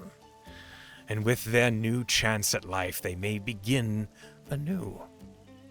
Everything starting over. So that they don't make the same mistakes again. What does that mean?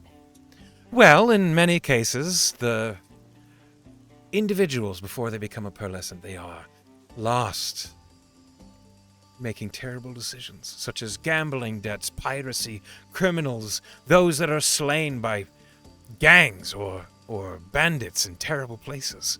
Or even the bandits themselves, they are slain by heroes and have made terrible decisions in their past. Iridia grants them all second chances. And she just makes them into a whole new person. Yes. You grasp it. I do. What's the catch? What do you mean? Do you have to be a follower of her afterwards? No. Many choose to, because how often do you get a second chance for no reason? But Lady Iridia, in her benevolence, makes that apparent to those she brings back, that she was the one who did it. And in that vision, a pearlescent can choose to accept her into their lives, or deny her, but continue with a new life regardless. So what happens after you start your new life? And she's not offended if they choose not to follow her. Yeah, that too. She doesn't care. That is not the purpose of why she's granting second chances to those that are on this plane.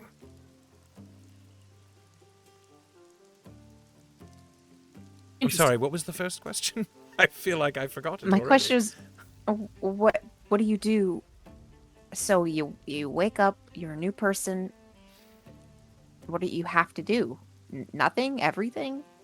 It is The yours complete to opposite choose. of what you did before? You just cannot make the same mistakes. You can't follow the same course that your life took before your reincarnation. Does that mean that you can't reach out to the people that you knew before? It is considered to be likely the environment that caused you to perish in the first place. If that person was an influence that brought you to pain, perhaps it is best they be avoided. If those people, if that family, if that life is what led you to perish, you should avoid them. Okay, you're saying should, but is it a must? Iridia doesn't really deal in absolutes. She prefers that things be more fluid and relaxed. You understand? I'm not 100% sure I do. Well, laws and codes and rules are so dull. Frustrating, even.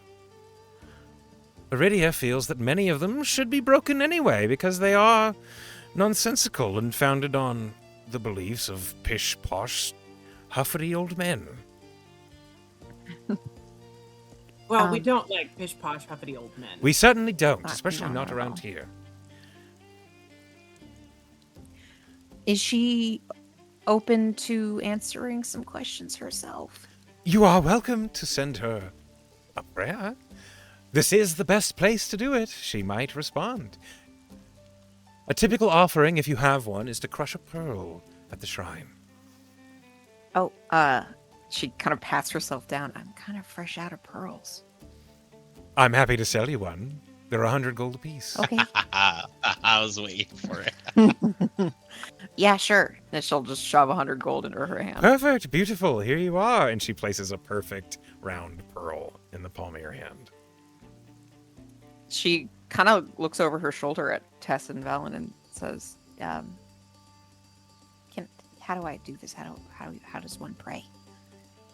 How does one pray? I'm gonna cast enhance ability on Claudia for charisma, Oh, or actually Oh. wisdom, I guess.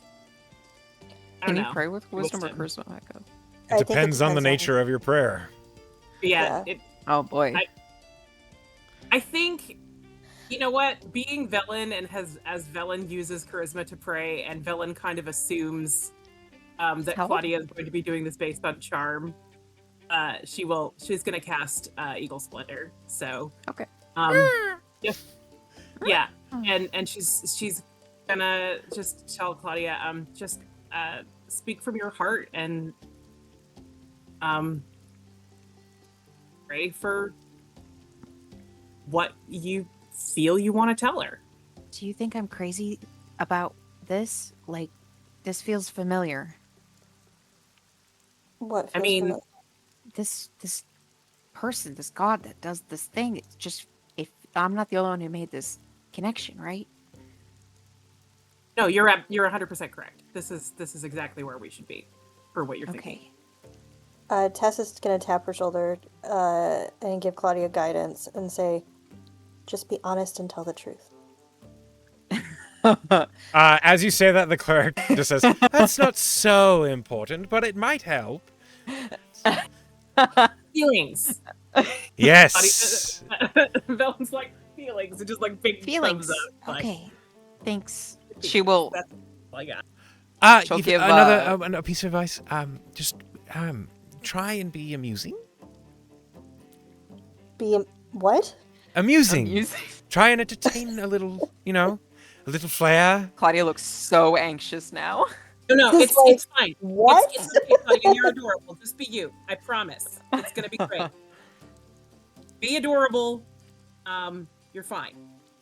You're already adorable. You don't have to be anything. You're adorable anyway. You're That's what I'm saying. I'm getting getting a a lot lot of of mixed signals. yourself. It's gonna be fine. Okay. She looks. Where was the head cleric pointing? To the shrine.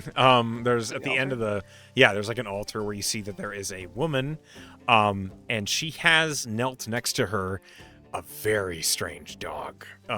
It's like a statue of a long nose, like a borzoi. Everything about this The is weirdest dog there is. yeah, it's like an uncanny valley. The woman that's knelt over her has like an unnatural beauty to her face, and she is like reaching out with a hand. The statue is, and you see in the palm is the symbol of a pearl, and you immediately recognize there are some like powder of previously crushed pearls in the palm of her hand. Okay. Claudia looks nervously back at Tess and Valen, and then back at the altar, and then because she was told to be amusing, she's gonna do a little dance to the altar. Okay, roll a performance. You have advantage because of Eagle Splendor. That's true. Okay, on D&D Beyond, I rolled an 18. I don't know why it's different on Foundry. On Foundry, you rolled a 22. But because you default to the D&D Beyond, we will stick with the 18. Okay? I only rolled once, so I'm just gonna roll the second time on D&D Beyond to see if it's any better. It's not. So the whatever I rolled, 18. the 27. I rolled an 18 flat. Oh, I see. 27. So it's a very impressive dance, it seems. Behind you, you hear the cleric just, ooh, like clap a little. That's the Hopefully right that helps. spirit. Okay. What prayer or question? What do you say? I'm disconnecting my D&D Beyond the Foundry because it's infuriating me. She will, she'll crush the pearl and mimic the woman who's already there, and she'll think, Iridia, I have a couple questions if you have the time. Okay.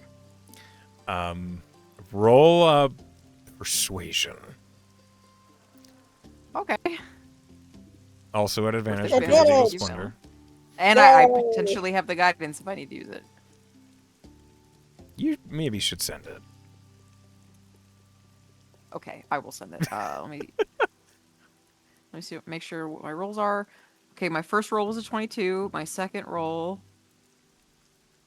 is a natural 20 What's the total? for a 29. Oh. 29. Okay. Let me add that. I'm gonna add my guidance because woohoo. I don't want. So 30. 30. I'm Okay. really cute. All right.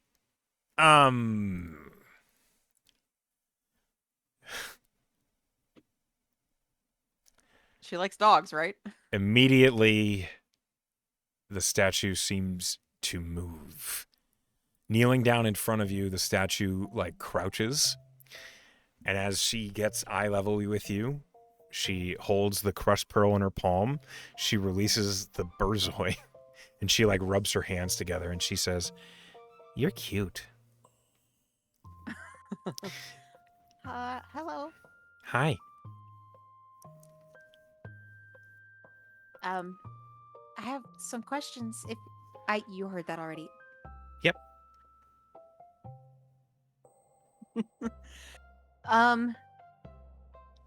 Did you reincarnate my brother? Maybe. Jericho? Or would I have to pick a new name? The new person. Do you know the old people, or do you just? I don't know how you work. I'm sorry. You see that the statue kind of looks at you closely and narrows her eyes. The angry wolf. Yes, I did. Yes. Okay. Why? Because? Well, You just picked him? Neo pointed him out to me. A follower. Neo. Yes. He died. That fucking. Yeah, he did. I brought him But back from before the he did poop. that, he asked you. What? Oh. The courser that ate him? Yeah.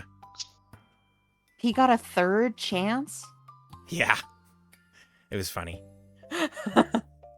Well, I wasn't there for it, but it probably, you're probably right. He's a turtle now. So.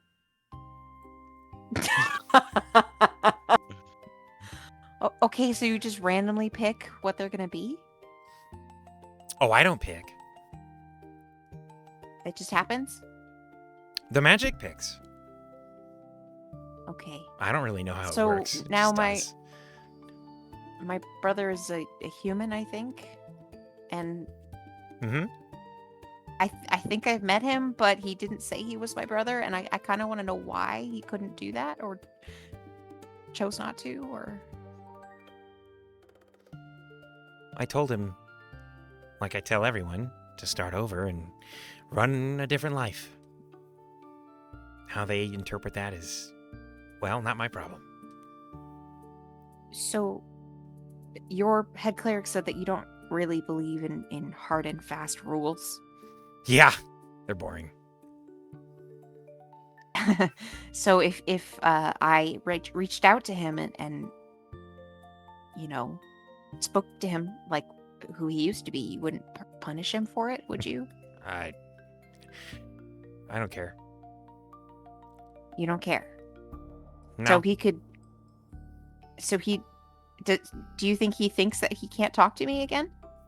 Probably. I don't know. She kind of squints and tilts her head. You don't think that's a little fucked up? It's not my fault. Are you sure? Yeah. Okay. So there's no negative repercussions to me trying to reach out to my brother again. I mean, when people come back, they kind of, I just tell them, hey, here's your second chance. Don't do it again. And I kind of forget about him. It's not my problem anymore. Unless they decide to follow you, then do you remember your followers? Some of them.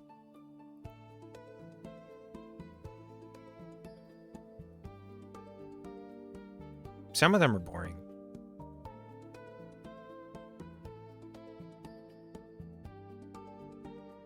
Some of them take it way too serious.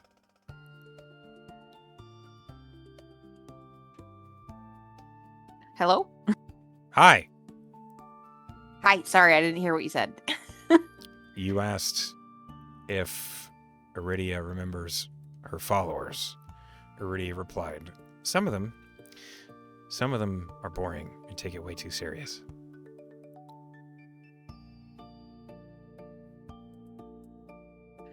I heard that they're boring. And take it way too seriously. That sounds like Jericho. Boring and taking things too seriously. Yeah. I'm sure he's off Okay. being boring somewhere. He has a wyvern now. That's pretty cool. Okay. Thank you for the nice conversation, Iridia. Thank you for the pearl. I like these. Yeah, I can tell. Why? What's not to like? That's a good point. You're right. They are pretty. They also come from the terrible pain inflicted upon a creature. What? Thanks for coming by. And the statue stands back Okay. up and immediately turns back into solidified stone. Tess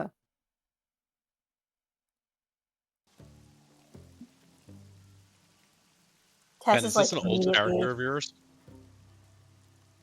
No. I'm getting pen vibes. You're.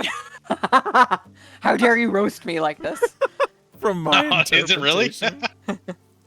Is it really? Yeah, I'm getting pen vibes heavy. Anyway, It might be. as the statue has returned back to form, the hand outstretched, the burzoi back into solid stone next to it. The cleric says, "Oh, you got a vision! She answered you! That's fantastic! I hope she answered your did. questions."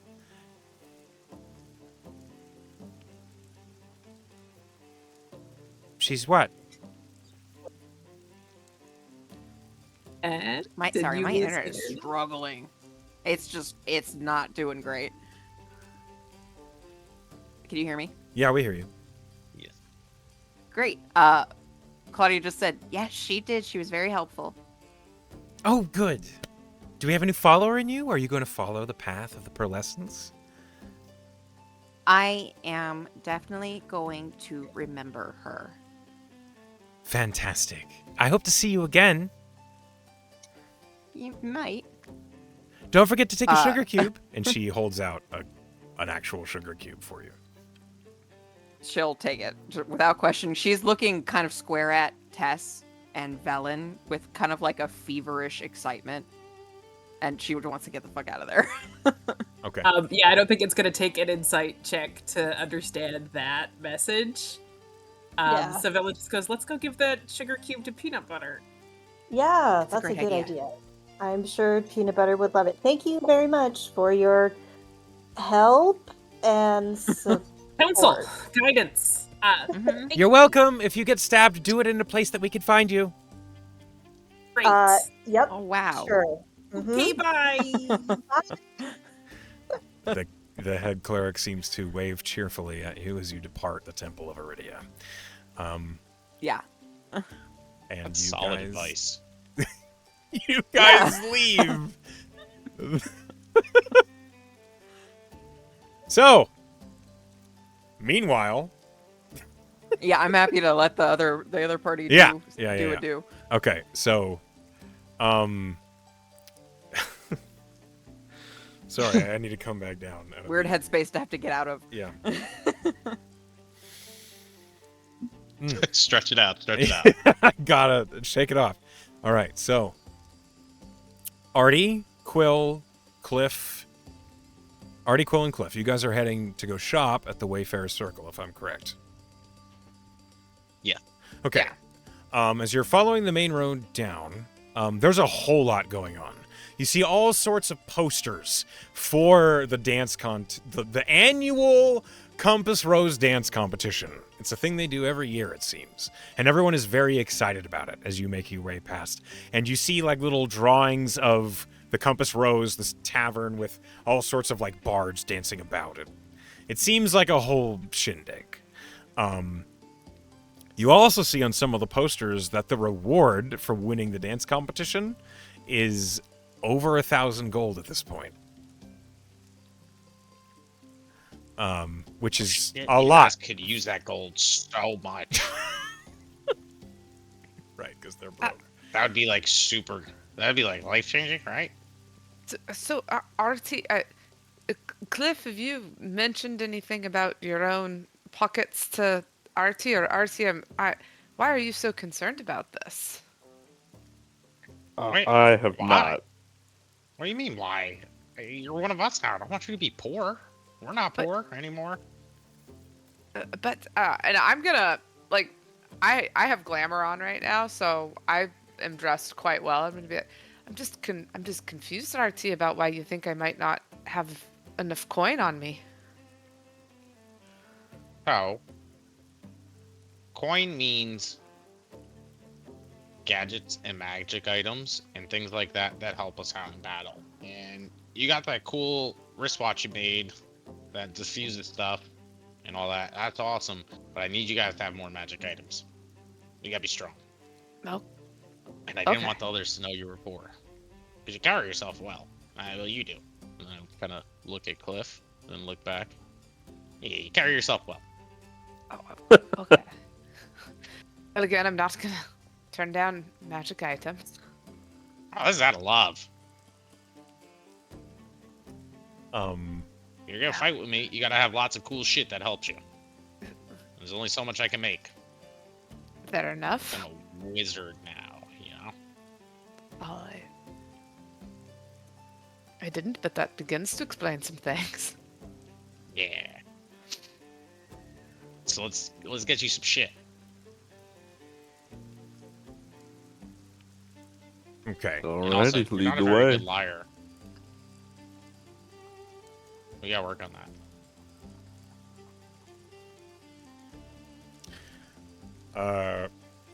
You guys make your way down towards the Wayfarer's Circle, and you do see a lot of the clothiers and other fine goods stores that were listed in the various like sponsored cries from the town crier.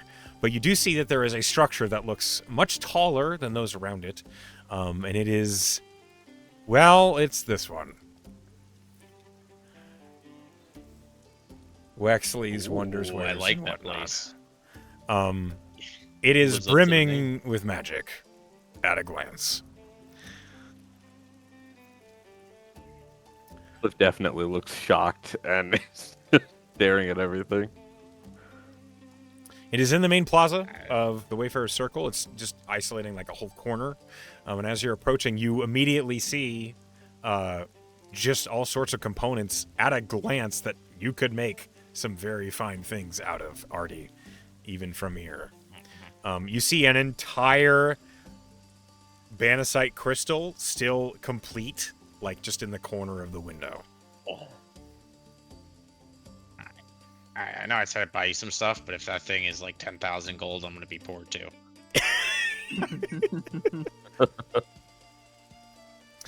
Are you going in? Oh, Absolutely. Yeah, after I put my face against the glass for a little bit, staring at the Banasite crystal. Okay. 2 seconds. It is a gleaming, perfect Banasite crystal. Its facets are unharmed. It looks like it was formed naturally and then just put in this window. It is a powerful piece of magical component, that is for sure. And as you enter, you are immediately greeted by this very boisterous, slightly gray-haired human man with glasses. And he says, "Welcome to Wexley's Wonders, Wares, and Whatnot. I'm happy to see you here, adventurers. You all look like the sort of people who I can really get a good deal along with. What are you looking for? How can I help you?" How much is that crystal? Banasite. "The large reagent thing. crystal in the window. You have a good eye on you. Yeah. Before Yeah. anything's first, I'm Douglas Wexley. And who are you?" I'm Artie. Crystal. "It's a pleasure. That particular crystal, complete and perfect in its form, runs for 5,000 gold pieces." Can I, like... Is it... In my head, do I think... Because I am pretty well tuned in Banasite. I've read that whole book on how to even produce it and everything like that. Do I think that's, like, actual 5,000? Or is it, like, a markup because of the state and being, like, one big gem? Roll investigation. Like, is it... Yeah. While now this is Banasite, not am I saying it correctly? Lithium. Correct. It is not a lithium. Okay, so Jesus. I I'm rolled a watching 16 on Artie D&D. want to buy Banasite after knowing that he's given a lithium away. Yeah, you're watching that happen. It's a 35. I don't Yeah. know why D&D Beyond is... See, I told you it's not connecting right. 35. Okay. The crystal itself, based on the fact that its facets are perfect and it is a grown Banasite crystal, while the amount of Banasite that's in that crystal form is worth about 3,500 gold pieces, if you were to use the whole crystal in its form as it is, it's absolutely worth 5,000 gold pieces. Okay. I'm like 5,000, huh? That's right. And a bargain it is. You let do me know, tell and you. well, let's stop right there. That looks Like, I'll start saying, like, the width and the length, and by those measurements, it weighs approximately, which is about 3,500, give or take. If it was in powder form, of course, but it is not. I'll be honest, I'm gonna break that shit down so quick. I like the raw Banasite, you know? Well, we have I don't care stores about of raw Banasite. I can sell you some of that instead. But a perfect crystal like 4,000. this as a reagent, I'm not selling it to you for 4,000. No. Why Yeah, don't look you around. think on it? Yes. And come back to me when you are ready to commit. The rest of you, welcome. No. What can I get for you all? No.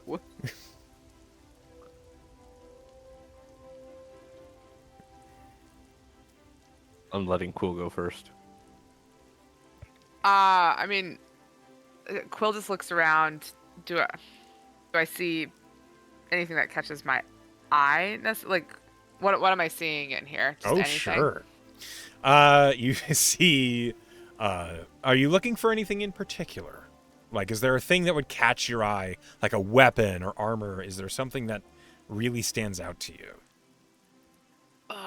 What would Quill be? I mean, honestly, no, because I think Quill's just been like, what would Quill want? No, I guess I'm gonna have to say no for now. Okay. Well, standing New out like gun. in the sort of blade that is, short in length, about 18 inches, there is a short sword on a plaque, Quill, that your eyes can't help but look over. You see that its hilt is simple, but ornate in its craft, clearly made by a master smith. And it is labeled the Dancing Short Sword. Okay. A small plaque next to it indicates that once attuned, this blade will attack your foes for you, requiring no hands to use.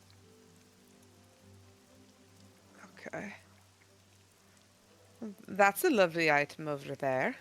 Oh, yes, isn't it? That was a fine craft I withdrew from my own stores in Deva Major, built in the Arcane Forge decades ago. Does it pique your interest? Well, it does from an informational standpoint. It's an interesting craft that it can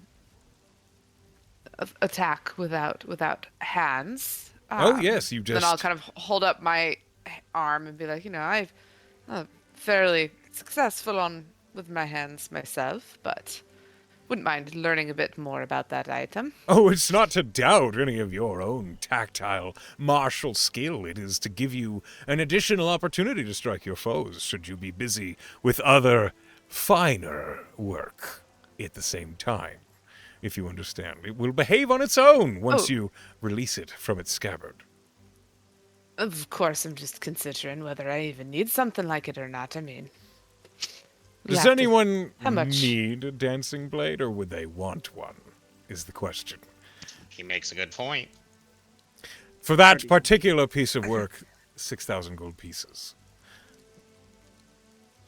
Yes, see, that's where I consider it's perhaps a want, but it's perhaps an unnecessary want. I understand, and there Keep it on the are... table for now. Quill will very purposely just start looking around the rest of the shop. There are many other much more economical choices for one that is maybe looking for the finer tools of the trade, and I see that you are a woman of some means, perhaps of enacting Quill is violence on just- those that require it. Quill is just entirely trying to be the opposite of Artie here and be uninterested instead of walking in and being extremely interested. Quill's just whatever. That's what I'm trying to do here. Just measuring it out with my fingers. I'm not touching it or anything. I'm just like, okay. And I'm taking in all of the angles on it. I'm on this crystal. He's Quill's smelling it. Quill's trying to be like, what is the price you'd give me if I don't come in and immediately say I will cry without being able to leave with this? I understand. I have perhaps something else you might be interested in. And he reaches behind the counter and he plucks a very fine ornate armlet, like an armband, and you see it has little daggers strapped all around it. And as he holds it out, he says, "This is the armlet of vicious blades." As in, mechanically, as an action, you can pull up to 2 daggers from it and immediately throw them. Each dagger deals an additional 1d4 slashing damage compared to normal daggers, and they are +1. So you get 2 attacks for the price of 1, and they are magical, vanishing after they are thrown, only for new ones to replace them in the band. Well, I could see how that might be useful in certain circumstances. Oh, it certainly could be. You have any cool guns? She likes guns. I do have guns, yes. They are a common trade from our Magic. friends across the pond. Fucking A, yeah. Well, before we move on, and what's the price on this item? For the armlet of vicious blades, that I would require 1,800 gold pieces. a bit more reasonable as far as the economy goes than the dancing short sword. Interesting, interesting. I mean, all of this is way too rich for Quill, so. Yeah, but Artie wants to shower you in cash. It's doable. I guess I'll tap the armlet and kind of say, Artie, my friend, what do you think of this item? Yeah, do you want it? I thought you like guns, though. I do like. Get a gun. I'll turn back to the shopkeeper and be Get like, a gun too. obviously, I should be asking you about the guns as well. He is very Good insistent, stuff. is he not? Yes, I do indeed have I mean, firearms. if it ain't broke, don't fix it, you know? She shoots fucking well. We certainly will have a plan if we ever buy transportation together. There is the classic of the original, the best Castle Arms has to offer, the Spitfire Special. That is one that never goes wrong and will always function as compared to more mundane firearms. But it is one that I think is a little more common in its appearance.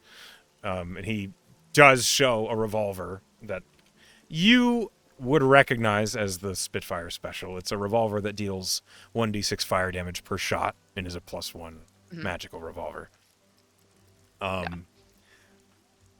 Otherwise, I do happen to have +1s of all variations of your firearms, in addition to a +1 scattergun, though that one is a little more expensive.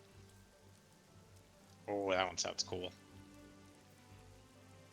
It sounds okay. Quill's just looking at Artie like, have you ever shopped before? You don't think he has. Yeah. One must appreciate his enthusiasm. Wild group of people I have found. It is perhaps of interest, the price on the scatter gun. Ah, the big bore, as they like to call it. That one is 4,000 gold pieces. Though its penchant Gonna for fuck shit up, right? tremendous amounts of damage cannot be understated. Again, Quill has no idea how much money Artie has. Just that I've been We're gonna told do I some bulk deals, right? What was your name again? Douglas Wexley. Yeah, Douglas. Alright, put that on the table. What are you looking at, Cliff? I think Cliff's mostly just been literally looking around. He doesn't know. He'll turn to Wexley and say, I'd gladly take a recommendation. Of course, you seem to be the sort of Tell him man what who you do. likes... I'm sorry? Say again? Tell him what you do, Cliff. I can see what he does. Punches people and then hits people with other people. Yes. I didn't know the details, but right. For a man of your particular talents, I happen to have a suit of armor that might just be exactly what the doctor ordered. And he lifts up a breastplate with chainmail around it and sets it on the countertop. I think this armor of action might be exactly what you need. Mechanically, as he describes to you, armor of action is a +1 breastplate. When attuned to a fighter, it seems to awaken. For every action surge the fighter performs while wearing it, it increases the AC by 2, and that bonus remains in effect until the wearer takes a short or long rest. Cool as fuck. That is cool. I'll say I don't have much issue with physical blows. I wonder if you could have something that can help me with elements. Ah, you need resistance. Yes, I happen to have exactly what you need, I think. Have you heard of one of these? And he plucks a small amulet off of one of the shelves, and he lays it out before you, and he says, "This is a ward of barriers. You choose the type of damage it is resistant to when you attune to it. Should you wish to change, you unattune and retune. And that's it. It's as simple as can be. You just pick what you wish to be warded against. And how much would that be? This one is 1,200 gold pieces.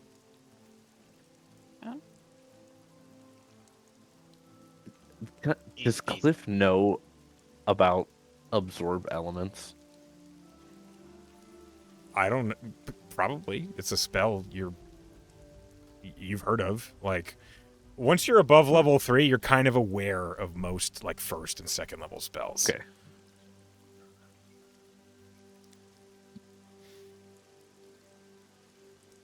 Unless offense is something you'd prefer to look into. Well, what did you have in mind? I mean, A man of such physical prowess as yourself, clearly you need a belt of strength. Something to really... Calling you Cliff weak. looks slightly offended. Yeah, he's calling you weak. Someone to really lean into the supernatural as far as strength can go. And he, like... Damn, he called you a bitch. Is that what I said? Keep looking at the crystal, I mean, little there's so gnome. many words. Okay. And he picks up several belts and he lays them out on the counter. You are aware these are belts of giant strength. From the first one on the left, you see that it is marked with a symbol of, like, stone.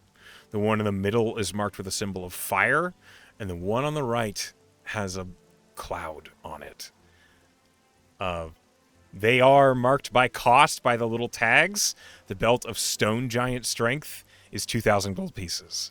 The belt of fire giant strength is 6,000 gold pieces.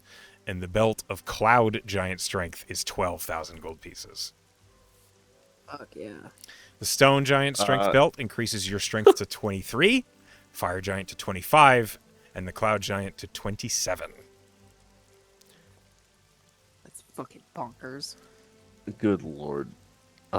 Cliff will just pick up the amulet and he'll say, I think this will do. Very well. If you change your mind, these will be here. And he puts them back and away. That is 1,200 gold pieces for the ward of barriers. We're doing a little bulk deal. You got some discounts for my bulk? No. I have already arranged the That's a lot of discount, coin. as announced by the crier. How much Over at Quill are you Cliff. hoping to purchase? I think he's bullshit, man. I'm looking at that. I'm looking at... Which one do you like, Quill? Scattergun? If we have the coin for it. It was at 4 and 12, 52. Looking at a pretty penny here. Typical customer doesn't come in spending 5,200 gold. You don't know my I do want Spanish customers. Night, don't forget about that. Well, I was going to say, I assume it's fairly uncommon for someone to come in and put this many items on the table and say they're ready to purchase right now. Perhaps there's some sort of deal for the multiple purchases. We can discuss purchases that exceed 10,000 gold pieces. However, you don't know my normal clientele. I don't like his attitude. I've Been rooting heard this whole time.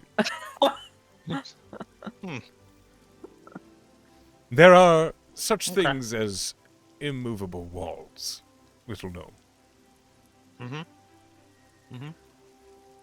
Alright, huddle up, guys. Come on. Alright, you guys gotta come down here. Down here. Huddle up. It's okay. Alright, Quill takes a knee. Yeah. I really want to buy you these things, but I feel like my ego's in check right now with this guy because he's a fucking dick. If you don't like him, I'm more than happy to just leave. Think it would be a flex if I just paid full price? No. Why? How? I don't give a shit about your discounts. I don't need it, you know? That, and then you walk? No, I buy the stuff and then give you the stuff. So you're gonna tell them you don't like the price and then pay full price? Yeah. That's how little I care, you know? You all should know I can hear you. You're right in front of me. No. Stop. Sorry? You're ruining this for me. I will allow your privacy. And he goes and finds something else to do. Stop. Just stop. I didn't think that would work. What do you think? That scattergun looks cool. Nice little get you chain, you know? Alright, fuck it, let's do it. He didn't himself into actually it. want your opinion. Hey, Wesley. Yes. Wesley! It's Wexley. Douglas Wexley. Yeah, it's close. It is close enough. 5,000. For what? Already... Sale right now, both pieces. The scattergun and the amulet. Well, the scattergun I'd asked for 4,000 gold pieces, and the amulet I'd asked for 1,200. Yep. The total being Yep. 5,200 gold pieces. You're offering me 5,000 for the two? That I am. A roll of persuasion. Or I walk. Yep. It's not bad. With an 18? Plus, I'm gonna put on. Yeah, fuck it. I'm using my guidance too. I want to be over a 20 Okay. plus 3. 21. Okay, or I walk. With a 21, he says, "Do you know, I do enjoy round numbers in my trades. I think we can come to an arrangement. 5,000 for the scattergun +1 and the Ward of Barrier's amulet." Very well. And he holds out a hand First to thing you. first thing I do is I take out a jar and it has shrunken mice in it, and I give one to Nibbler, and he starts chewing. Hold up, Nibbler, I need to go in there. And I take out a fat sack of just all platinum out of my little mimic bag of holding. What a curious device. That's Nibbler. And I will count out 500 platinum pieces. Hello, Nibbler. And as you count it out, Yeah, pet him. I don't think so. As he sets the amulet in its little, like, fine... Yes? Give me 500 gold of Banasite, too. It could be, it doesn't have to be powder. It could be uncut. I'll cut it myself. I do have plenty of Banasite to offer, if that is what you like. Yeah. He does pull out 500 gold worth of Banasite for you, without really even any hesitation.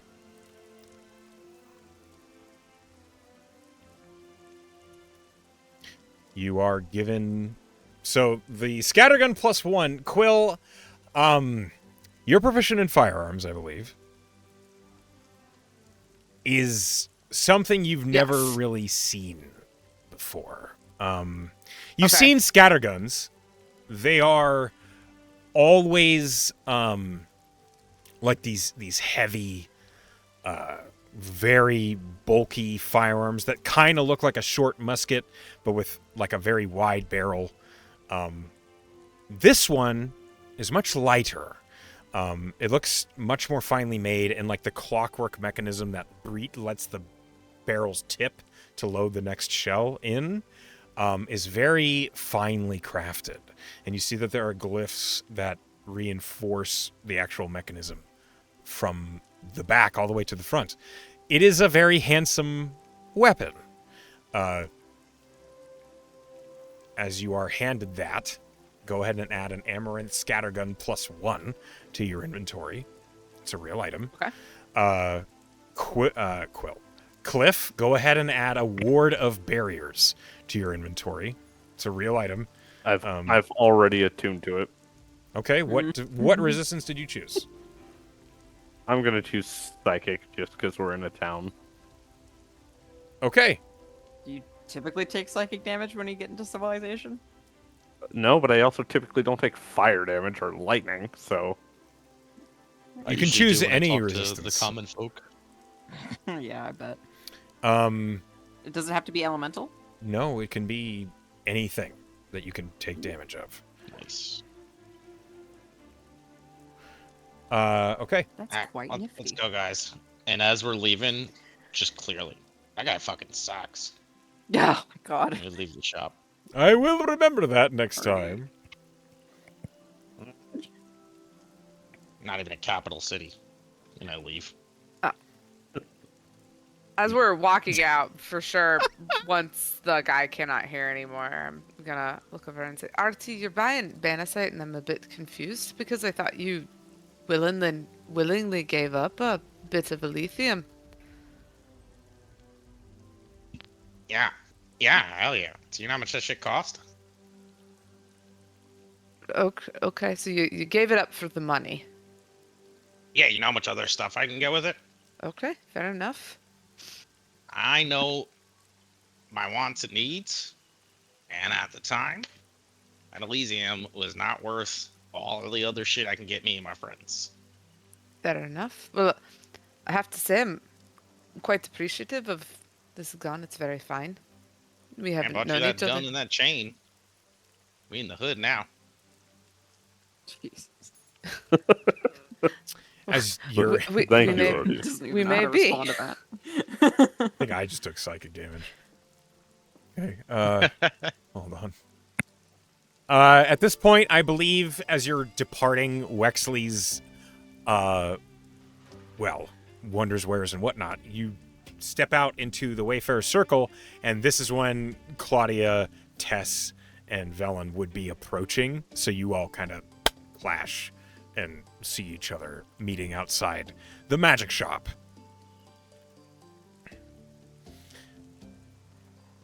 Well, after Claudia's experience in the Temple of Iridia, she would have been like wholesale dragging Velen and Tess. Like, we have to go find Artie. We need to talk to him, and Quill and Cliff too, of course. What do you want to talk to them about, Claudia? I heard some information that I didn't know before, and it changes basically everything. Okay. And I don't have to say it twice, so let's go Okay. find that gnome and co. Gnome and co. You find them. Oh, there they are. We're sitting on a corner with a couple 40s. That's got his new chain. What's a Fucking 40? Quill's got her gun out. What's a 40? Hey guys. The joke. Over the table joke. Oh, Hey, yo. So everybody, I talked to a god, I guess, and she told me Nice. stuff about Jericho, Oh, even nicer. and it was really good news. I think, unless she was lying to me. Oh my god, I didn't check to see if she was lying to me. Can I make a Check posthumous insight check? Posthumous, are you dead? You were literally talking to the god, and she didn't seem to care. I don't know. I mean, Yeah, roll an insight check. Would have I been putting a suppose. front on.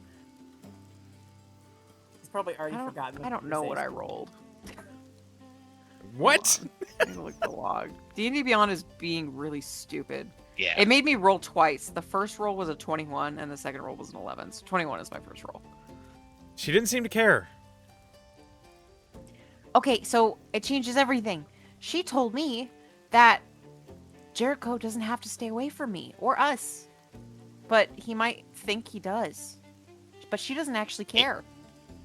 He would think that. Yeah. She That's said that false. sometimes, well, she tells people that she's brought back, and she said she did bring him back, that they can't make the same mistakes.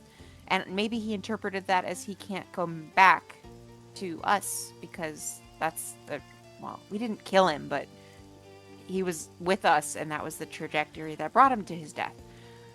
And maybe he thinks that he will be unmade if he tells us who he is. But she said she doesn't care. I usually don't. I Well, do care, but if this I feel like one really not, stringently law-based ones, sure, but this one was weird. if she doesn't care, then it is a completely different situation than we thought. Oh, I don't have to dance around this. I could just see him and talk to him. If he doesn't run away. So I mean, obviously, I don't think we need to do this right now because, as far as I understand, he's alive and safe and just out and about. But Velen, no, not Velen. Tess, you could maybe send him a message when we have the time for it. I could, yes, send him a message. Track It him might- down, and we could cast hold person on him so he can't run Well, no, away. I think that if we like send him a message and say, "Hey, can we have like a job we want to work with you on?" Like, don't act like we know anything to get him to meet us. Why don't you just tell him you talked to his god, and she said that she doesn't care if you talk to Because we him. only have 25 words. Well, not if No, you we have use the the communic mirror. crystal. That's true. Yeah, I think you would have to attune to it, Claudia, because I think you would want to be the one doing the talking, not me. That's fair. Um, I mean, I had this big vision of meeting him again in my head where, like, I surprise him by knowing. But yeah, sure, I guess I could just tell him. that seems good. I was picturing the Um, more dramatic outcome, but that works too, I guess. I mean, it seems like a dramatic outcome might be stressful for him. That's fair. He doesn't need or deserve that. Right. So, obviously that doesn't have to happen now because we're on a time crunch. We have to get to Raquel, and we don't know where he is. He could be hundreds of miles away. I don't want to. Oceans brewed Slow fresh down. daily. A halfling Ah. has like right next to you guys and has like a big like Ow. hanging like holder, and he's like, "Potions brewed fresh daily. Would you like one?" Oh, you have a healing potion? I do have healing potions. You all look exactly like the sort of crowd that needs a healing potion. I'd be happy to sell you healing potions. The price. 40 gold for a standard, I said he doesn't. 100 gold for graders, 200 gold for superiors. Can I just real quick, like, look at her? Did they look legit? Do these look like legit Knock off. potions? Yeah. You see this guy, this halfling has like a long robe on, and around a necklace he has a symbol with a W with three other W's underneath it. Oh, And he's love like it. in very vibrant purple, and he like the potions look real. They're all in the same uniform vials. You can roll an investigation or a medicine to see if you think they're actual healing potions or not. Just Tess used to be a con artist, so like 17. With us, I would lie about this. they but look you might like be. real potions. This is literally the shit that they used to sell. So she's okay. Are you interested? Yeah, give me 2 superiors. 2 superiors. 400 gold, please. Yeah. Yep. And here you are. All right. And he, as you hand him 400 gold, he gives you 2 superiors. That's compliments of Wexley's wonders, wares, and whatnot. Anybody else? Ah, fucking A, man. Yeah. Over here. You gave him more money. What would you like? God damn it. I do also superiors. have potions of resistance, potions of water breathing, potions of water walking, potions of fly, potions of invisibility, potions of fire giant strength. What? I'm happy to provide anything you might require. Excellent. But 2 superior healing potions will do me. That's All 400 right. gold. 400 gold. That's right. And he hands you 2 superiors. Can I just say something above table? This is like the room before a big boss battle where we get like a whole bunch of supplies that are suspiciously convenient and powerful to help tide us over. I feel like Echo's setting us Are up you with saying something. that this is why we need to actually be buying this shit? Yes. You I don't guys, know. It's I'm- just suspicious how I well need- stocked this city is. I need you guys to know this is a huge trade city. And Yeah, you we're in- guys are we're in- very clearly well-kitted adventurers. We've So basically we're wandered targeted into advertising. It's You are cookies. literally being targeted advertised. If you guys had come here at like level 3, they would be like, get out of here. Yeah, never mind. As you were. You are handed 2 superiors, villain. Anybody I'm gonna else? put Any that- potions? Yeah, here. 1 second. Give me 2 graders. 2 graders. That's 200. Yeah. Those Oh, ones let's can be see, a little let's gritty, off. so when you drink them, make sure you really quaff it, or it's gonna get it's it is what it is. And he hands it to you. Chew it. I hand a grader to each Quill and Cliff. Aw, There you I go. like Feed your- it to me if I go down. your kiddos. Yeah. That's fair. Thank you, Two- Artie. I That's also, for me. we do offer handy hop-ups. They're 50 gold apiece. Each one you can load a potion into and then administer as a bonus action. It's a little syringe sort of deal. Sterility is And not take mine out and guaranteed. start twisting it around. We have Oh, one. We good, you have one. them. I'm sorry? No, I made this. This is an Arctic special. Look at the quality on that thing. I don't know who Artie is. Kinda thing. But by all means, if you guys need more handy hop-ups, we do sell them. 50 gold apiece. How much for an invisibility potion? 75 gold. Yeah, I'll take that. There you are. One invisibility potion for the lady. Here you are. Thank you very much. Mm-hmm. Let me get 2 of those superior. 2 superior. That's 400 gold, sir. You have a spider in your face. Yeah. He's aware. And Nice. you have a large mouth. Ooh. Nah, It's true. I apologize. That caught me off guard. Here's your potions. you tell him, Cliff. Boom, roasted. Quill will hand over 200 for 2 more greater. 2 greater. Here you are, ma'am. 2 I need- superiors and a greater, please. 2 superiors and a greater. That will be 500. 500. Yes, you are faster than me. Thank you. Here you are. And he hands you 3 potions.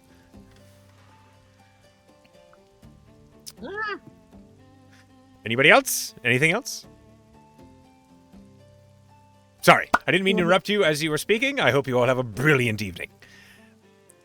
And then as he walks off, you hear him just say, "Potions brewed fresh daily," as he's walking down the remaining of the street. Sorry for interrupting you. Go ahead. It was funny. It was funny. I don't remember what we're talking about though. Tess is gonna, because I think we've had several days of travel, so the mirror should be recharged. Tess is gonna pass the mirror to Claudia. Oh. Now? No, when you want it. So you don't have to ask me for it. Okay. Yeah, you do have to attune What to time it. is it? That guy said evening. Is it already evening? Shit. It's like 3. Is it even? It's 3 in the Okay. afternoon. That's good, because I'd still like to get to the apothecary before The dance we head party. to the dance party. Classic Oh D&D. god, it's 9:30 already. Fuck. What is time? Quill's Speaking of the apothecary, as you look down, you see the street that leads southwards out of Wayfarer Circle, and you see that it's, like, very clearly that's the Arbaran sector, as most of the buildings are either built in or built out of trees. And you see that near the entry is indeed an apothecary built out of an oak tree. But before you guys can go to the Ablewood Apothecary, that is where we will call tonight's session. As it is. Oh my god, 9:30. time flew. just as we're walking, I think Quill will say, I just have 2 questions for the group. One, who's this Jericho guy? And That's valid. you don't actually have to answer. I've been picking up. But 2, do you often let Artie go shopping by himself? Yeah, he's usually managed it. We can't actually control Artie. No. He Yeah. does what he Tried. wants. He's a force. Nah, the Zeke has taught me well. So is all my shops in town. So somebody taught you how to shop. Yeah, the guy who owns the magic shop over in Endsmeet. Okay then. And then Tarly too. Tarly is my best friend. I really don't think that Nazik is responsible for Artie. You I can't just- I put that know- on to Zeke. Because I feel like I know. You know what? I'm gonna stop talking. Quill's just gonna again look around at the group and just kind of shake my head like, okay, you're the strangest people I've ever met. As Quill comes to that realization, though we've all known it all along, that is where we call tonight's session. So before we go any farther, we must give our players an opportunity to vote for something that they liked. And AJ, alphabetically, you are first. So, who did something that you liked? I really enjoyed tonight. I felt like I got a chance to really get to know a lot of the characters. Just because we weren't in battle as much as the last couple of times. So I guess cheers to everybody. I think I would like to give it to Sao. I really enjoyed some of the bluntness of just like, why are you doing this? Don't do this. I really enjoyed that. So Okay. Thanks. Vote for Sal. Next, Dooch. No. I am going to. I'm gonna give it to for just one moment for Cliff. Just fucking being he's a big softy in Artie's eyes, and then just he goes, you got a big mouth. Just picking up for himself. You don't get to see his side because we see his soft side, and he's usually just in awe of the shit that we're doing. So he's not as outspoken or ever mean or anything like that. So I appreciate him just being like, you got a fucking big mouth, bro. Bunch of shit. Okay, a point for Sleepy. All right. Pen, who did something you liked? You stole my thunder. That's what I was gonna say. Cliff for sassing him right back. Okay, another vote for Sleepy. Emily, who did something you liked? I am voting for Artie. I mean, the chaos of the store it's always great to see Artie shop, but my favorite moment this session was after Artie placed all those traps, and then Quill and Velen went out, and he goes, "Watch out for traps!" And like, I can't. I had to mute myself. I was laughing so hard. It was so good. I have "Watch out for traps," said Artie helpfully. Like, I can't. It's so funny. Okay, a vote for Dooch. Next, Sal, who did something you liked? I'm going to vote for Tess for her conversation, bringing the honesty with her to her conversation with Jamino. It was a really, I know that Emily was a little self-conscious about spotlighting, but it was a really important conversation. I was really glad that we got to see it. And character growth. Character Gross. Okay, vote for Emily. And last, Sleepy, who did something you liked? I gotta give it to Dooch. There were a lot of just hilarious Artie moments this session. Plus, just so many traps set. None of them used. So many traps set. And for the record, the only reason Cliff was rude to that guy is because he's from Wexley's, and Wexley's was rude to Artie. Was Yeah. he? I don't think he was. Yeah, he was. But I don't think he ever think was. otherwise.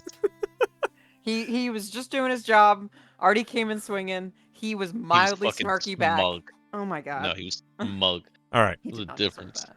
a between point. playful banter and To be smug. fair, capitalism is terrible. A point to each Sleepy and Dooch. Well done, you guys. You've earned the player's vote for inspiration. And with that, we come to the end of the session. So I want to thank you guys for playing with me. I had a great time running. Welcome to Crosshatch. Huge Yay! city. Finally. We Holy did shit. it. To those of you who are at home or at work watching, hi Sleepy, hi Pen, hi Emily, hi class, hi everyone else. We love you all. And I wish you a good night.